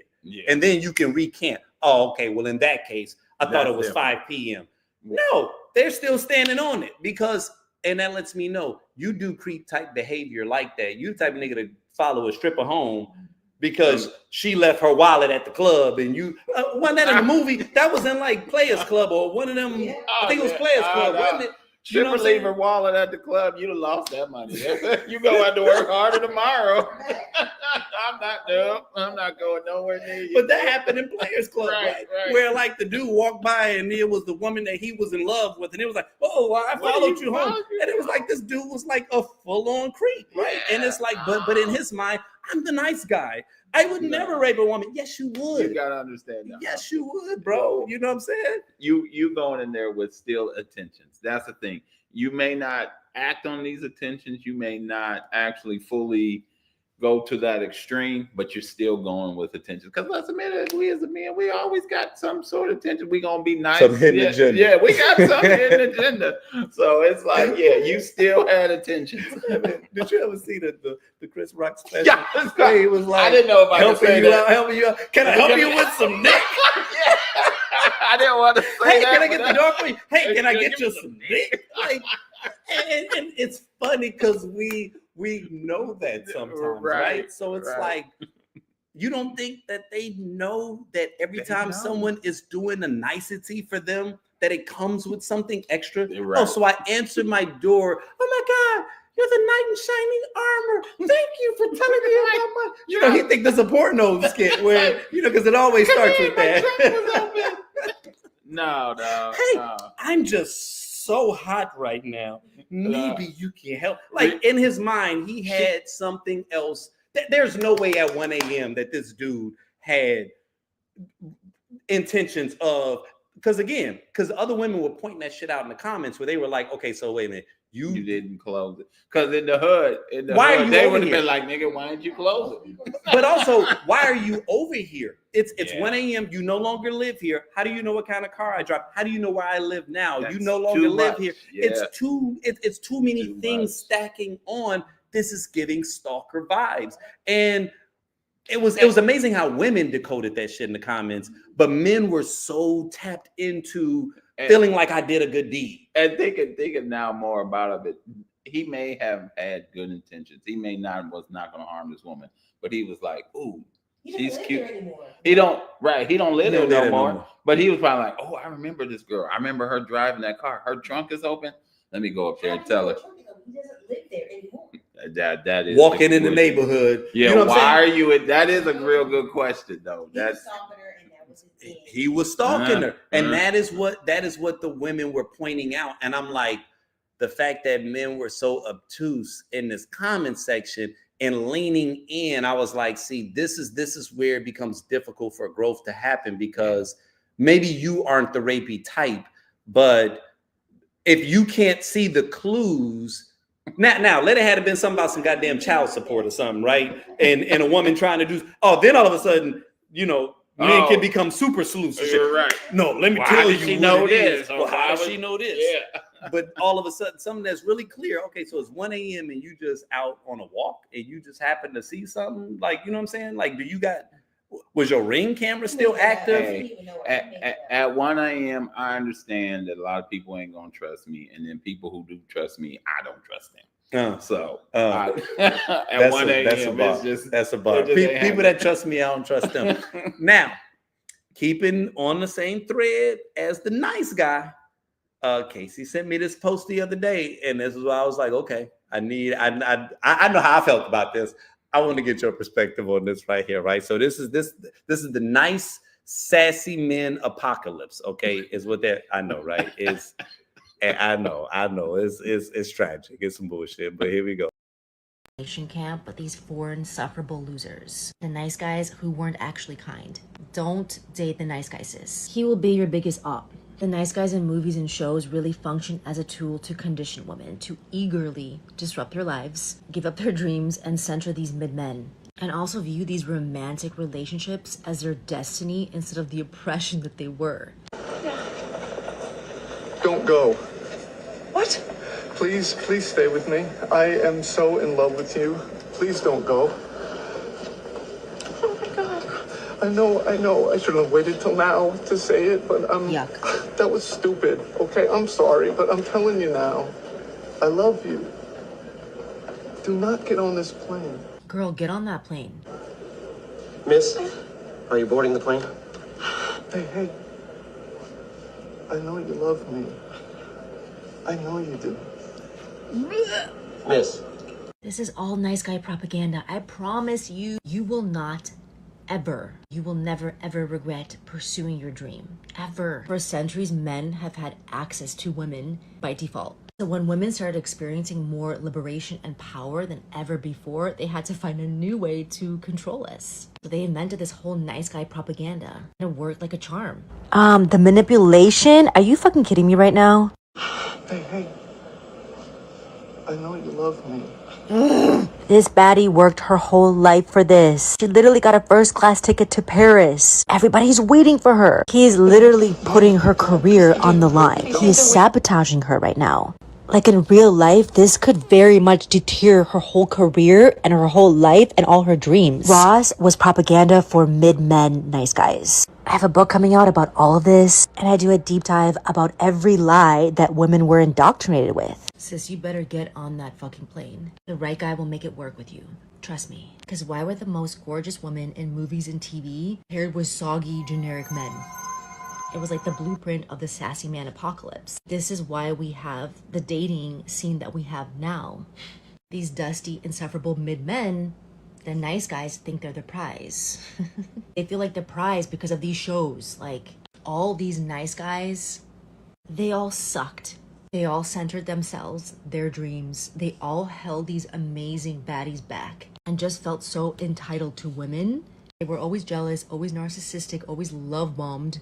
All of them.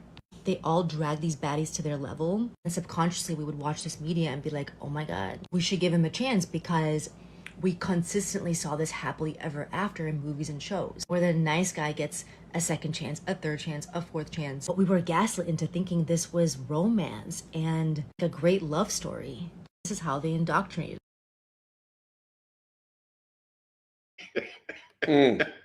Okay, so what's your thoughts on that? Okay, I'm curious to get your feedback. my immediate thought is I'm a 70 baby raised in the 80s.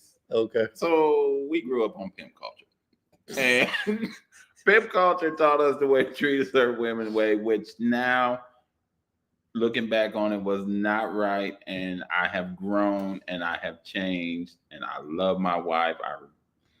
I raised my wife up. I love everything about her, and I don't treat her like pimp culture. So I'm glad I'm not in the dating game. But if I was in the dating game, you're now telling me, so I'm not in pimp culture, but now I can't be in whatever culture this is.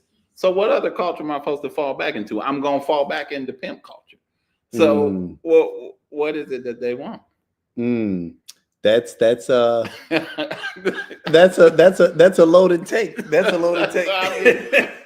I don't agree with pimp culture, but that's what I was raised up in. Right. So it's like, so now you're telling me to revert to what? I think that when I saw it, where my mind went was, because like I said, Casey sent it to me because she just knew this is content work. And it kind of pissed me off a little bit, and it turned me into a hotep. It actually turned me into an incel for a moment. The involuntary celibate dudes that just be angry all the time and shit. Because I'm just like, okay, wait a minute. Like you're trying to convince me that like Corey was the problem in that show. You're trying to convince me that my man from the Wonder Years, that she should have been going after someone else. Like, you acting like there weren't bad boy characters in all of this content growing up, and that they were oftentimes like, so Urkel was getting all the bitches when we was growing up. No, he wasn't chasing Laura for like literally 85% of the show until Stefan Urkel showed up. You know what I mean? Like, the nerd always got Screech was getting bitches, bro. Stop it. What is she talking about? You know what I'm saying? Like, and I was like, see, this is what these men are talking about, where they get into their mid to upper 30s and they money get right, they've been working out, and then all of a sudden those women that used to curb them back in high school, they want to round the block. And then all of a sudden, with a kid or two, and then all of a sudden it's like, well, how come they not trying to look at me? And it's like, wait a minute, but you had your chance when you were the hottie and you were constantly curbing him.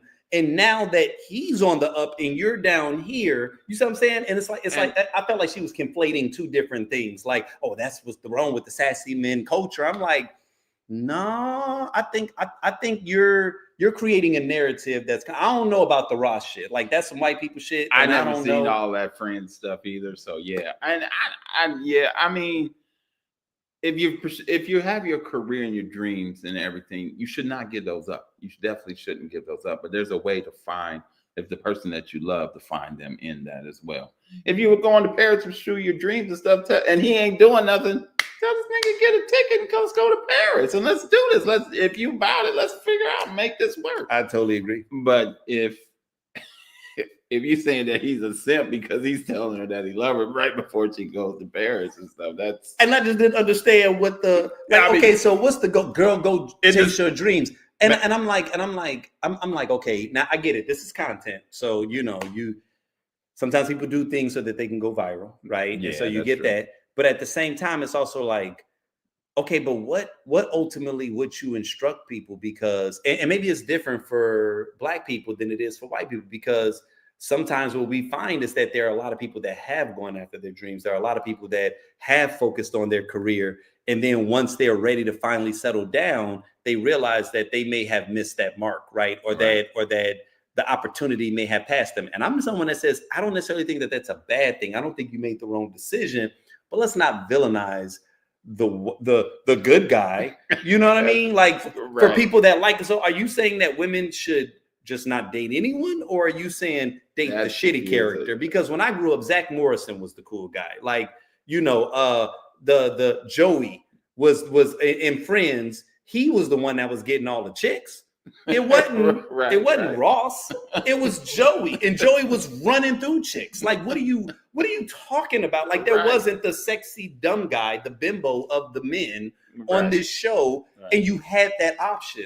But if you chose Ross, it was because obviously he was fulfilling you in another area that was valuable. You know what I'm saying? So it's almost like I'm assuming from the clip it was supposed to be like that was the actual love character of Rachel. Yeah, and Rachel, because again, I didn't watch the show, but it's okay. I know enough to be dangerous. I know enough to be dangerous, right? Like I know the overarching themes. So I know, and I might mess up their names, but I know that Rachel was kind of like the hottie on the show. She was the one that could get any guy that she wanted to. Jennifer Aniston, so I'm assuming that she. So it's like if she went with the nerd, they were.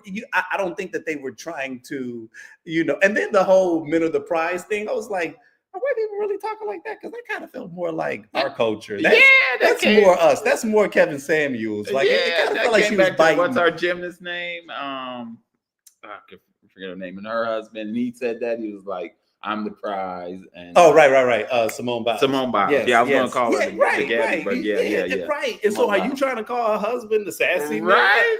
I'm like, girl, you got a lot of overlapping, overarching things that they do that though. They try I don't know. Pull from our culture. She's definitely single, babe. We got some company. For those of y'all that could not hear them before, you know what I'm saying? So as it turns out, our wives are on this podcast with us because they couldn't just let men have fun alone. Okay, so they wanted to dive in, right? So we was getting the eyebrows and the looks. Y'all hearing voices and shit like I thought this was a man's thing and shit. You know what I'm saying? But what'll be fun about this next question that I have, you know what? I'm gonna just show this content and you all can tell me what you all think about this, because I don't know. I just found this to be kind of just hurt me and just ran out with that other fella. Baby, I knew about it. I just didn't care. You just don't understand how much I love you, do you? I'm here for you. I'm not out to go out there and cheat all night, just like you did, baby, but that's alright. I love you anyway. And I'm still gonna be here for you till my dying day, baby. Right now, I'm just in so much pain. I mean, so I thought that was hilarious, right? Because the meme was like, bro said that she was cheating and he didn't care, then proceeded to beg her to come back home. So how do y'all feel about how ridiculous some of our 90s classics were, right? Like, I mean, when you really It really was, right? You don't get a nigga back like that. Like clearly he did some mess, and she went out and did some mess, and now he's like, all right, that ain't how you get me back, but come back anyway. Like that's the energy I feel. You know what? I can receive that. I can receive that. Yeah. They could have been singing about crusty draws, and we would have been like, I literally didn't realize that's what he was talking about. Just now. I was today years old when I realized it. I love it. I love it. Almost like when we go back and we like deconstruct. Was it Donnell Jones, or was it the Where I Want to Be or something like that? I love Donnell Oh my goodness. I mean, and we loved it, but it was like people were stalking. You stalking your ex? Like you? Wait a minute, let me get this straight. You wanted space. You said you wanted space so that she can go back home with her family, and that's a bad thing, bro? And I'm rooting for you. Why am I rooting for the villain? Is what I'm trying to figure out. You know what I mean? No, we did not care. We did not care. And all that shows is how much we wasn't shit in the 90s. Pimp culture. Pimp culture. Pimp culture. They called us all kinds of bitches and hoes. We was looking there just dancing. And right, y'all loved it just as much as we did. Yeah, man. Yeah. It had a good beat. It really did. It really did. And you know what? See my blank was about. I had a homeboy that back in the day when they put they had the belts that lit up and they could put words on it, and he put that on the belt. Wait till you see my O. Will you believe this nigga got so much? We went to Vegas and he wore that. He got so much play off of that belt. I was like, what? Simpler times, man. Simpler times. Before all this wokeness ruined things, right? And you know what? Real talk. That's one of the reasons why they hate like woke culture, because it forces you to atone for certain transgressions that while it may have made life simpler, it was pretty toxic. You know what I'm saying? When we think back on it, sometimes like I used to do that. You know what I'm saying? I thought it was okay. Yeah, I thought it was okay. Now, okay, I pulled you guys in because there was a woman that had a question, and I was like, I don't know if I'm equipped to answer this. I don't know if Kofi alone is equipped to answer this. Probably not. Between the two of us, I think we could have figured something out. But I was like, since we got some company, I'm going to pull y'all in, and I wanted to know what y'all think about this. So it's a white woman, and she said, I need some friends. I didn't even know we was calling each other friends, like threads, but friends, like threads and friends. I know, I thought so. I think she might have invented it. Friends advice. My boys, ages 14 and 13, have some friends over. They are good boys, all of them. They are all of different ethnicities: Argentinian, black, mayonnaise. One of the black kids, and mayonnaise is her kids. One of the black kids used the N-word, hard R, right? They were in the pool and everyone went silent. Then they all went back to playing. I called one of my sons over, they are both Mayo, and said, hey, X used the N-word with the hard R. I said, we don't say that. And my kids said, I know. I said, I didn't say anything to C because he is black and it's his decision to say it. But if he says it again, I'm going to need you to tell him something like, dude, I know you're black, but we don't say that word in our house. My kid said, okay, mama, I will. I said, do not get into it with him as he is allowed to say it. I just want him to know we don't say it here. And then she said, was I wrong? Should I have called him out? This is new territory for me. So I thought that was kind of interesting, right? Because I was like, oh, snap. Like she coming to the community. Like, hey, listen, like we don't say it. I told my sons this ain't what we own. But, you know, I mean, if anybody can say it, I guess he kind of can, you know what I'm saying? And so I'm just like, I was like, oh, this is interesting. I really didn't get to read the comments on that. So I don't know what kind of advice she got, but I was like, I'll pull it up to the community. How do you all feel about that? I'm curious. Well, so as the adult, first of all, I think what grabbed me was that she put the onus on her young son to be the bad guy, which I don't like that. Like, I feel like as the adult in the house, you can have those rules. Yeah. You being a white woman has nothing to do with it. If you decide any racial slur, I don't care who's saying it, is not allowed in my house, it's not allowed in my house. And you lay that ground. Don't make your son the social justice warrior. I'm not saying he should be, but you know what I'm saying? Like, don't make him that guy. Like, he clearly don't give a shit. Like, all right, mom, I'll say that. I'll tell him if that's what you want me to do. You know what I mean? So, man, but the hard R, man, that was hella weird. I mean, not nigga, but like nigger. Like, Where did you get this from? That's why if I'm the mom, I'm just saying, yeah, we don't say that shit around here. Right. And as a black parent, I would be like, hold on now, hold on. I don't care if you're 13 or not. Wait a minute, hold on. Ask Jeremy to come here for a second. Yeah. Tell that little nigga come over here. Right. We need to go. First of all, we need to learn how to say it right. And second, we need to understand the concept and know how we use that. That's right. In mixed company, keep it to a minimum. Yeah. Keep it to a minimum. Read the room about when you should be. And you could tell because I think it has all to do with the climate of this country. The way she described it, like she was saying, their mayonnaise and stuff.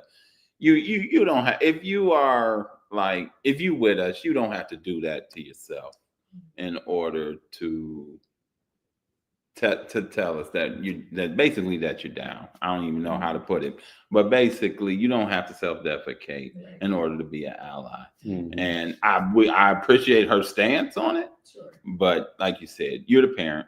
You can go in there and tell them and everything, and like, hey, we don't do that racial stuff in here. We people. We look at everybody as people in here. Now, if you want to run around and be like nigga, this and that and stuff, that's on you. But don't bring that hard R around here. No, we don't do that. You said don't bring that hard R around here, like because it felt aggressive. I was like, damn, the hard R, and y'all just out there, and they said everybody went silent, and I imagine it would go silent in a room of just us. Yeah, you know what I mean? Like if all of a sudden you just going in and you're like, oh, all of a sudden this feels very antebellum. Yeah, you know what I'm saying? This feels like I thought that slave house burned down. I don't care what color we trying to revitalize. Yeah. Okay. I mean, you can use the other word and even use it aggressively, and I'm like, hold on, what you saying to me? And you know what, man? I got a cousin that does that sometimes, man. He can really lean in. And it feels like he goes a little extra hard when we around white people.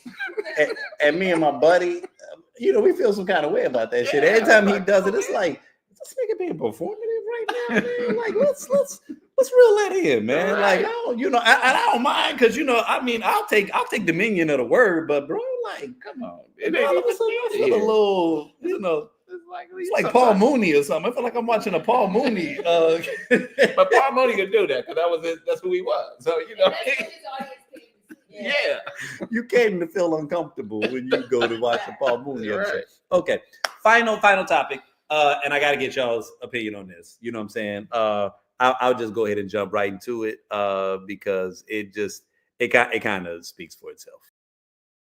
Takes a performance gig for some crypto cats around Donald Trump's inauguration.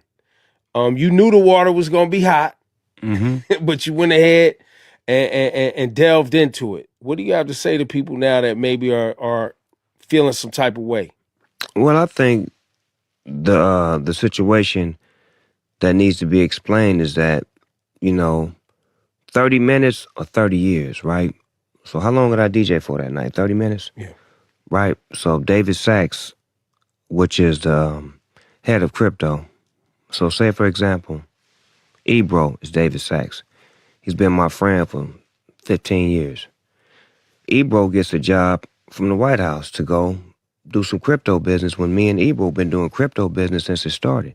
So imagine that relationship that I have with Ebro, and he gets the job at the White House, and then Ebro says, hey, Snoop, I have an event that are some very important people there that's going to help with the initiatives that you want to do dealing with the community in the hood. We need you to show up. We got a bag for you and a bag for the community. We just need you for 30 minutes. Boom. Ebro, I'm there.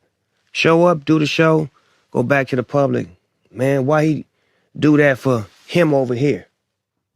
Right. Why he represent him over here when all I did was something for him over here for my people over there? But the perspective sometimes is always thrown out of context because the media threw out their comment, I didn't say nothing. So a lot of times people went to defend me and they went to fight for me or say, hey man, y'all can't say that about Snoop. He did this, he did that. And then you had some people say, well, 8 years ago he said this. But what I say is 30-minute DJ set versus 30 years of real work. Which one matters? Oh, I don't know. Hey, he tried to make that shit deep. No, He tried to make that shit deep. He wasn't trying to hear that. He tried to make it sound deep. Why he trying to turn into a whole ass campaign 30 for 30? Like, nigga, what is ESPN now? Man, you know, I say 30 for 30, man. Like, do you want, you know, I've been in the trenches for 30 years. Like, bro, come on, man. So you guys saw what he said about people performing at the first inauguration. I did. He called them coons. Yes. Like he went about in. it.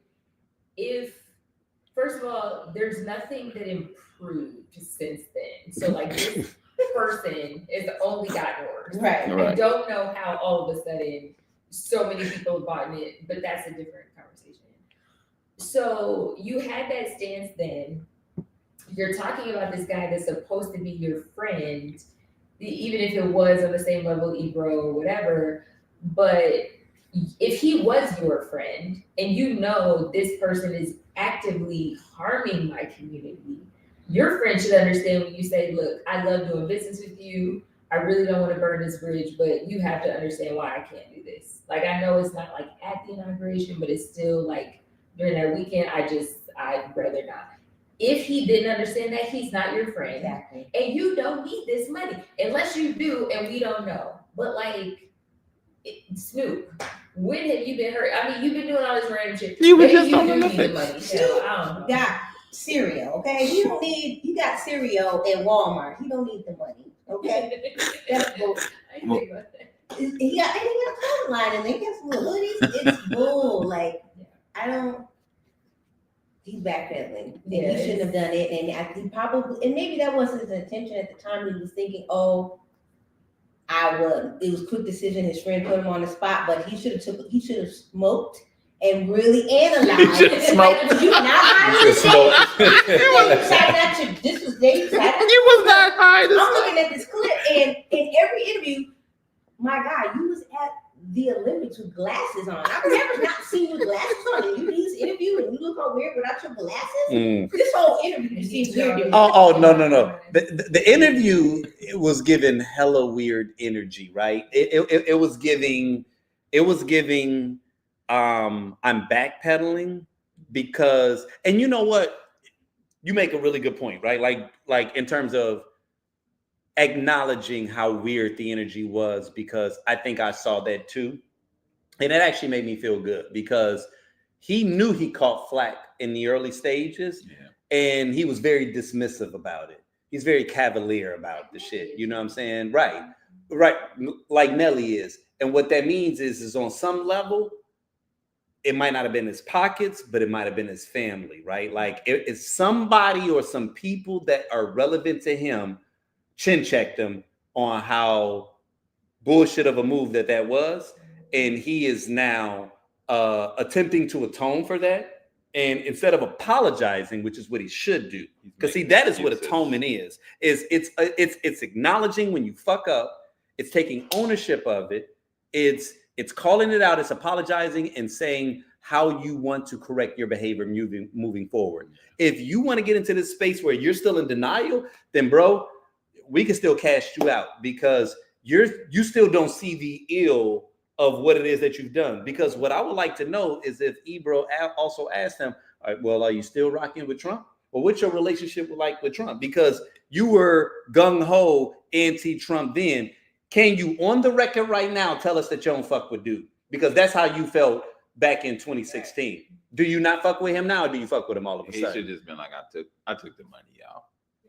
I'd have been like, take ownership. Y'all would have respected that. Right. Yeah, okay. Yeah. Even honesty, like you said earlier, just be honest. Be honest. Because at the very least, even if I disagree with you, at least I know where you stand. This whole throw a rock and hide the hand shit that I feel like a lot of people are doing. Like it's a constant gaslighting, right? Where it's like you pretend like we don't see what this is, and that's more insulting than anything. Like you said, like I said earlier, for those of you all that weren't privy to the conversation, I was talking about how like when I came up, my mother, you could do some really bad shit.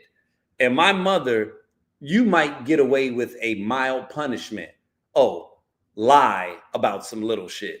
and you might as well go ahead and call child abuse because you about to get manhandled. Because that was the thing that my mother she would not tolerate. She did not tolerate a liar. Yeah. Did not tolerate a liar. My youngest brother, I think he got the memo from seeing us grow up, and he did wild shit. I heard stories of him standing on desks in school, dancing and doing dumb shit. I'm like, David did what? You know what I mean? And like didn't get a whooping. Well, no, actually, my mama might have. No, I think she put the flip flops on him for that. But I'm saying like you can get away with some bad shit. Oh, I watched Erica live out eating some cereal one time.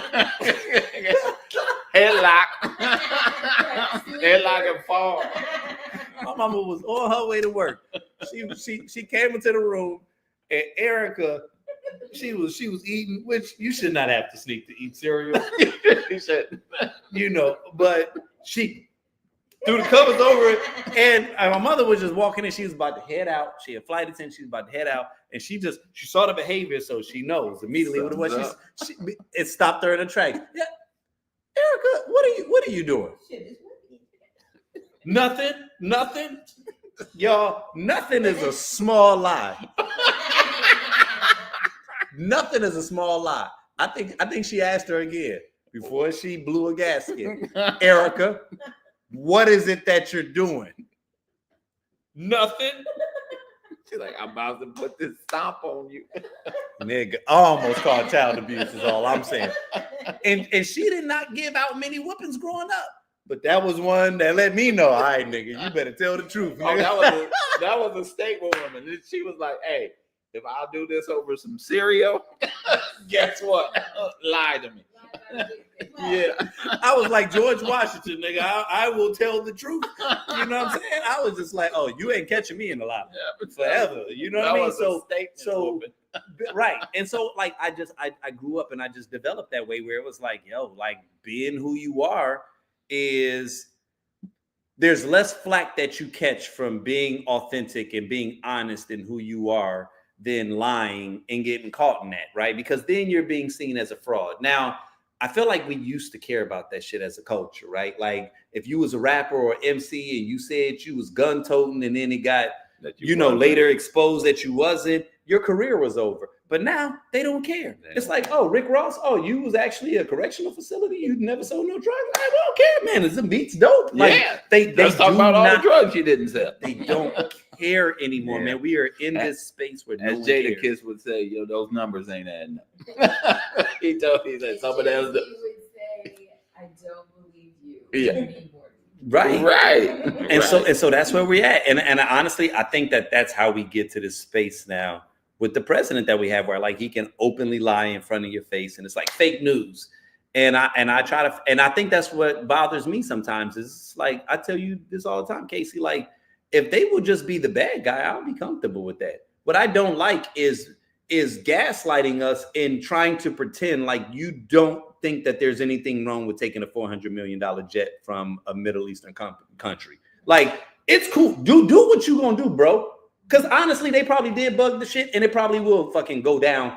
I'm for it. Take all the foreign shit. I don't want you to be safe. Take all, nigga. Take it with them. I want you to take. Forget the Kwanzaa. It just don't sound safe. It don't sound safe. Do it, bro. Get after it, nigga. Don't wear seatbelts, bro. Have sex with strippers with no condoms, my nigga. Like I don't want you to do nothing safe. Don't get a vaccine and go around coughing people with COVID. I want you to be anti-vax. I want you to do everything that's dangerous, bro. Take every bit of money that you can, but don't piss on me and tell me it's raining. Yeah.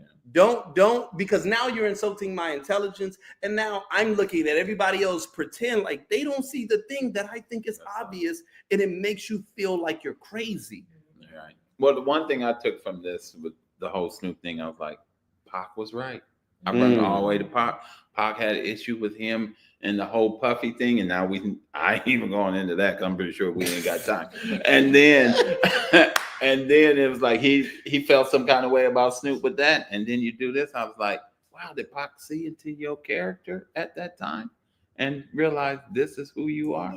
Low key. And that's hard for me to say because I love Snoop. And we all do, right? And that's why I'm like, dude, atone for it, because if you don't atone for it, and I also don't like the whole idea of, are you gonna take, 30 years or 30 minutes? Well, guess what, bro? If I've been living my life wonderfully for 30 years, and then in 30 minutes I detonate a nuclear bomb and I kill a bunch of people, you think I give a fuck about how? That's what you're gonna be judged on. Why are you acting like reputations don't get ruined? And you've been being great, and then all of a sudden you kill a bunch of kids doing, you drive through or whatever. That went dark, but okay. Well, I'm just saying, like on whatever, right? Like, yeah, it did get dark. But what I was thinking was like how sometimes like people would do something, all of a sudden they'll have like a short circuit moment, or like, because I was just watching something recently, I can't think of what it was, but it was talking about it dealt with people that like get over intoxicated and they drive, right? I can't think of it. Was a movie, and the show that we're watching on Apple TV, Shrinking. That dude was a good dude. He was a great guy, and he ended up killing that man's wife. You know what I'm saying? And that was one mistake, but that was one mistake that you gotta own because it had consequences, bro. And yes, you weren't just random dude that did some business with a shiesty guy. You're fucking Snoop, dog. You're like you're a goat in our community. You're up here, and we saw you hobnobbing with everybody that we know is against our community right now. So don't gaslight me, bro, because the only reason you can gaslight me and don't tell me about no crypto bullshit. I'm trying to bring this back to the community. Oh, okay, so if I go to the hood right now, it's a bunch of niggas with crypto wallets. Right. Oh man, you know what I'm saying? Like, they just got weed cheaper than the dispensary. You know what I mean? Like, don't do that. And so I get frustrated when I see people attempt to do this as if their actions don't have consequences. Yeah. And that's what we were talking about earlier, right? Like, keep that same energy, because there's going to be a point where it's going to be in vogue. It's going to be in fashion to hate on Trump. Then when the thing happens, then all of a sudden, every celebrity that's been quiet as a mouse pissing on cotton is going to want to come out. And then all of a sudden they're going to have something to say. And it's like, nah, bro, because you could have said something a year ago. You could have said something 6 months ago. Now you're doing it for the likes. Now you're doing it for the clicks. Yeah. Now you're doing it for the clout. And it doesn't mean as much now. I want you to stand on it when it matters the most. I want you to stand on it when you actually have skin in the game. And I know that you mean that shit because you risk your bottom line. If you're not doing it when it's inconvenient, if you do it when it's convenient, bro, then this shit is just. But we put so much value in celebrities that we overvalue them. Bars. And when that happens, we need to recognize it and let those people know that no, you wasn't with us when we were at the lowest. And you was out there taking the money from those folks that was against us. And we need to start holding these people accountable, right? Because that's one of the things that I love and hate this about our community, right? Is that we can at times, like, we can be so forgiving that. And I don't think we should lose that, though. I don't think we should lose the forgiving, but we need to figure out when it's the foolish and when it's legitimate. And that's true. That's true. And I'll give you that. So I'm going to actually just show this one last clip as I wrap. I wasn't available. I don't think that's pertinent. Everyone who went and was available, they seem to enjoy themselves. Taylor, has your impression changed? I love Taylor Hurts too. I do too. I do too. Like he low key is becoming probably my favorite. You know what I'm saying? But brother, I want to thank you for. Oh, right. You know, this was fun. It was a lot of fun. It was a lot of fun. I'm gonna go ahead and wrap real quick. I'm sorry. Did you have something that you? No. I just had a question. Was it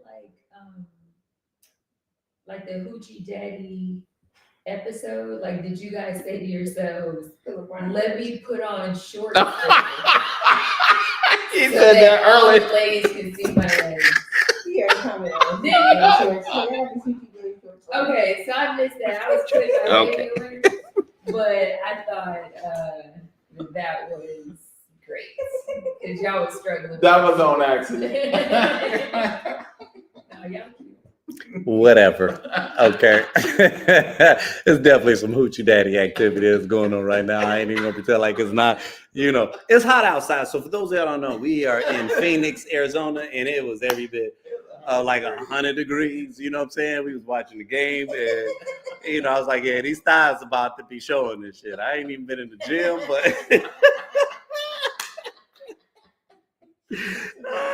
yeah, no, it definitely is, man. Listen.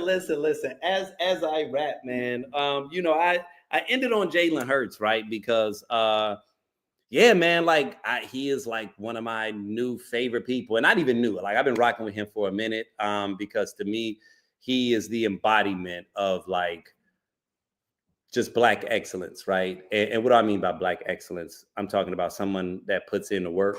I'm talking about someone that respects the game, that respects the process. I'm talking about someone that has sacrificed a lot. I'm talking about someone that has surrounded himself with Black women, and he's not afraid of that. And that to me is something that I'm not someone that believes that, oh, it's got to be black in order for it to be good. No, that's not what this message is. But right now, regardless of anyone that wants to attempt to pretend as if this is not the case, being Black is under attack right now. It is, right? And I'm not afraid of it because it's not something that our ancestors haven't seen. It's not something that our forefathers haven't seen.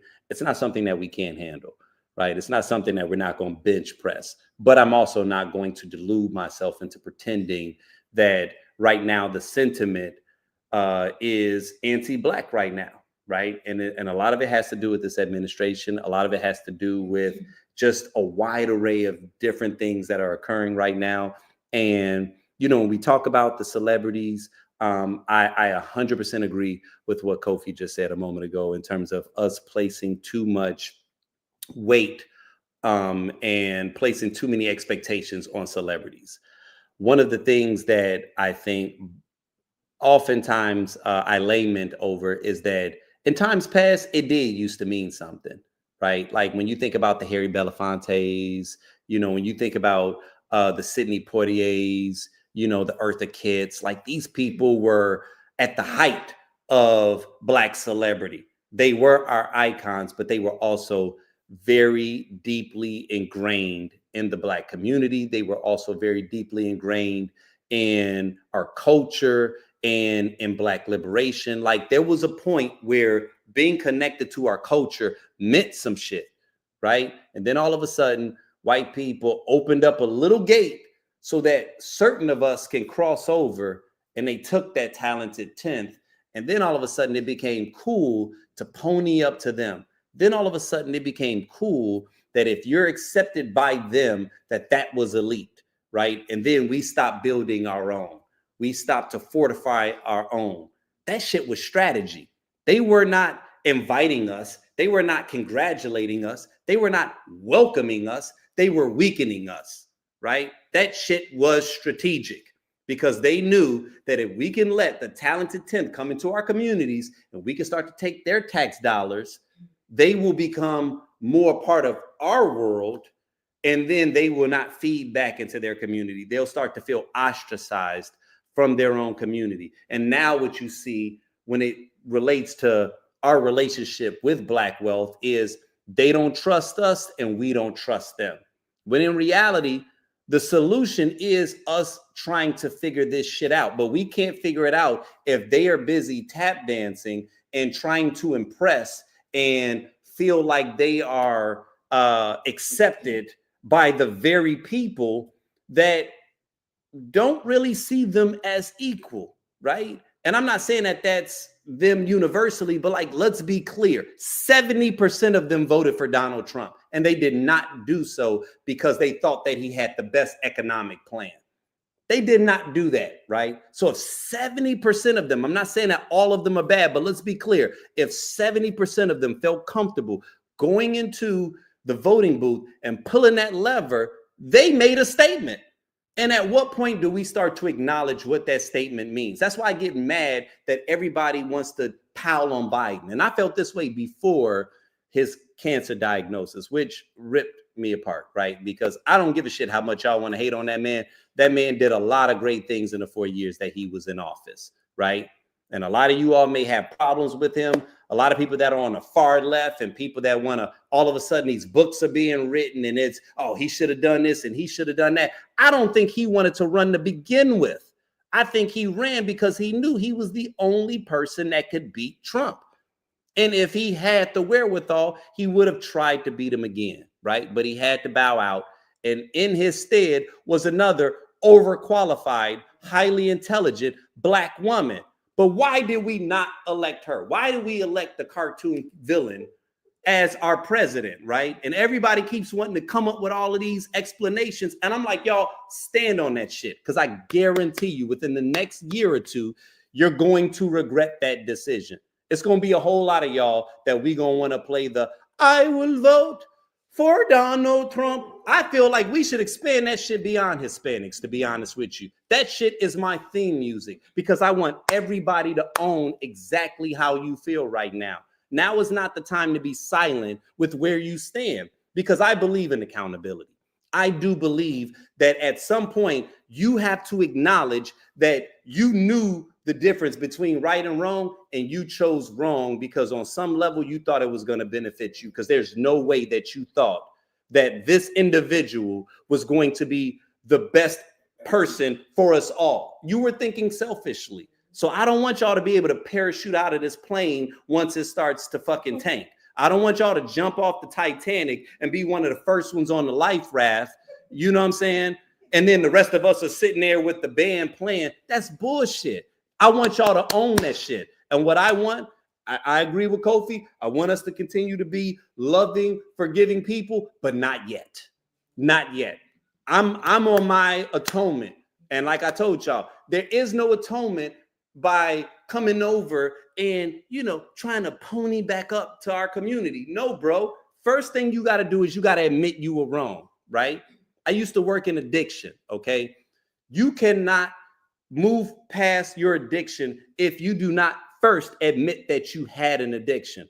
And one of those steps in the 10 steps is you have to then apologize and atone for all of those people that you did wrong to. If you cannot do that, then bro, you are a wolf in sheep's clothing. You are trying to pony back up to the community because it feels safe here, right? When all of a sudden you start to feel dangerous because the person that you ponied up to, you realize he really is a fucking lunatic. And then the things that you thought that you were going to get, you understand that you're not going to get. Nah, I don't want you then all of a sudden want to find refuge with the community.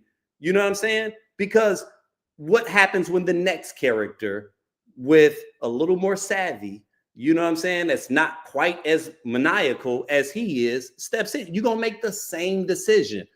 That's what happens when you do not atone. So no, I'm not the person that wants to welcome people that all of a sudden had this crisis of conscience and now all of a sudden they regret voting for Trump. No, you don't really regret voting for Trump. You regret these consequences that you thought weren't going to hit you. So no, I don't want you over here. I'm not someone that's like, well, we all need to build up the Democrats. Nah, first off, we're not going to have an election for 2 years. These niggas can feel some pain. They can feel what that coldness feels like on the other side. And I'm going to be honest with you. If they are not ready to atone, then bring me 4 more years or whatever bullshit that occurs. Because the reality of it is that we're all suffering, right? Trump had a meme coin that made billions of dollars. 250 people made money. 758,000 people lost money. So the reality of it is that if y'all all want to suffer, then I'm going to just become a masochist. I'm going to enjoy watching you suffer. I'm going to be able to suffer because I'm going to enjoy watching you suffer until you're ready to atone for the reason of why you thought that he was the best decision for this nation. Because I don't want you to be on this side. I stand no benefit of having a Judas on my team. I'd rather lose the right way than win the wrong way because I'm not really winning if I got cheaters, thieves, and people that really want to do me harm on this side. If you don't see anything wrong with that decision that you made, have at it. I'm gonna be sitting on that rooftop with them black women watching the world burn. And it's not because I want to see the world burn. It's because y'all need to learn. And sometimes pain is the best teacher. And that's just the reality that we all have to accept. With that being said, as always, man, I love and appreciate you all for tuning in to The Script. I got some really exciting news. I told y'all last week, I want you all to save these dates. July 24th, 25th, and 26th, okay? I'm going to make the big announcement next week. July 24th, 25th, and 26th. Y'all want to not only save those dates, but if there was ever time you wanted to vacation in the pits of hell, okay? Then you want to be in Phoenix, Arizona, July 24th, 25th, and 26th, because we're doing something very special. It's going to be incredibly hot during that period, but not just from a temperature. We're doing something super special that if you're a fan of the brand, then you're going to want to participate in. I'll give all the details next week. But until the next time, you guys, I want you all to be safe.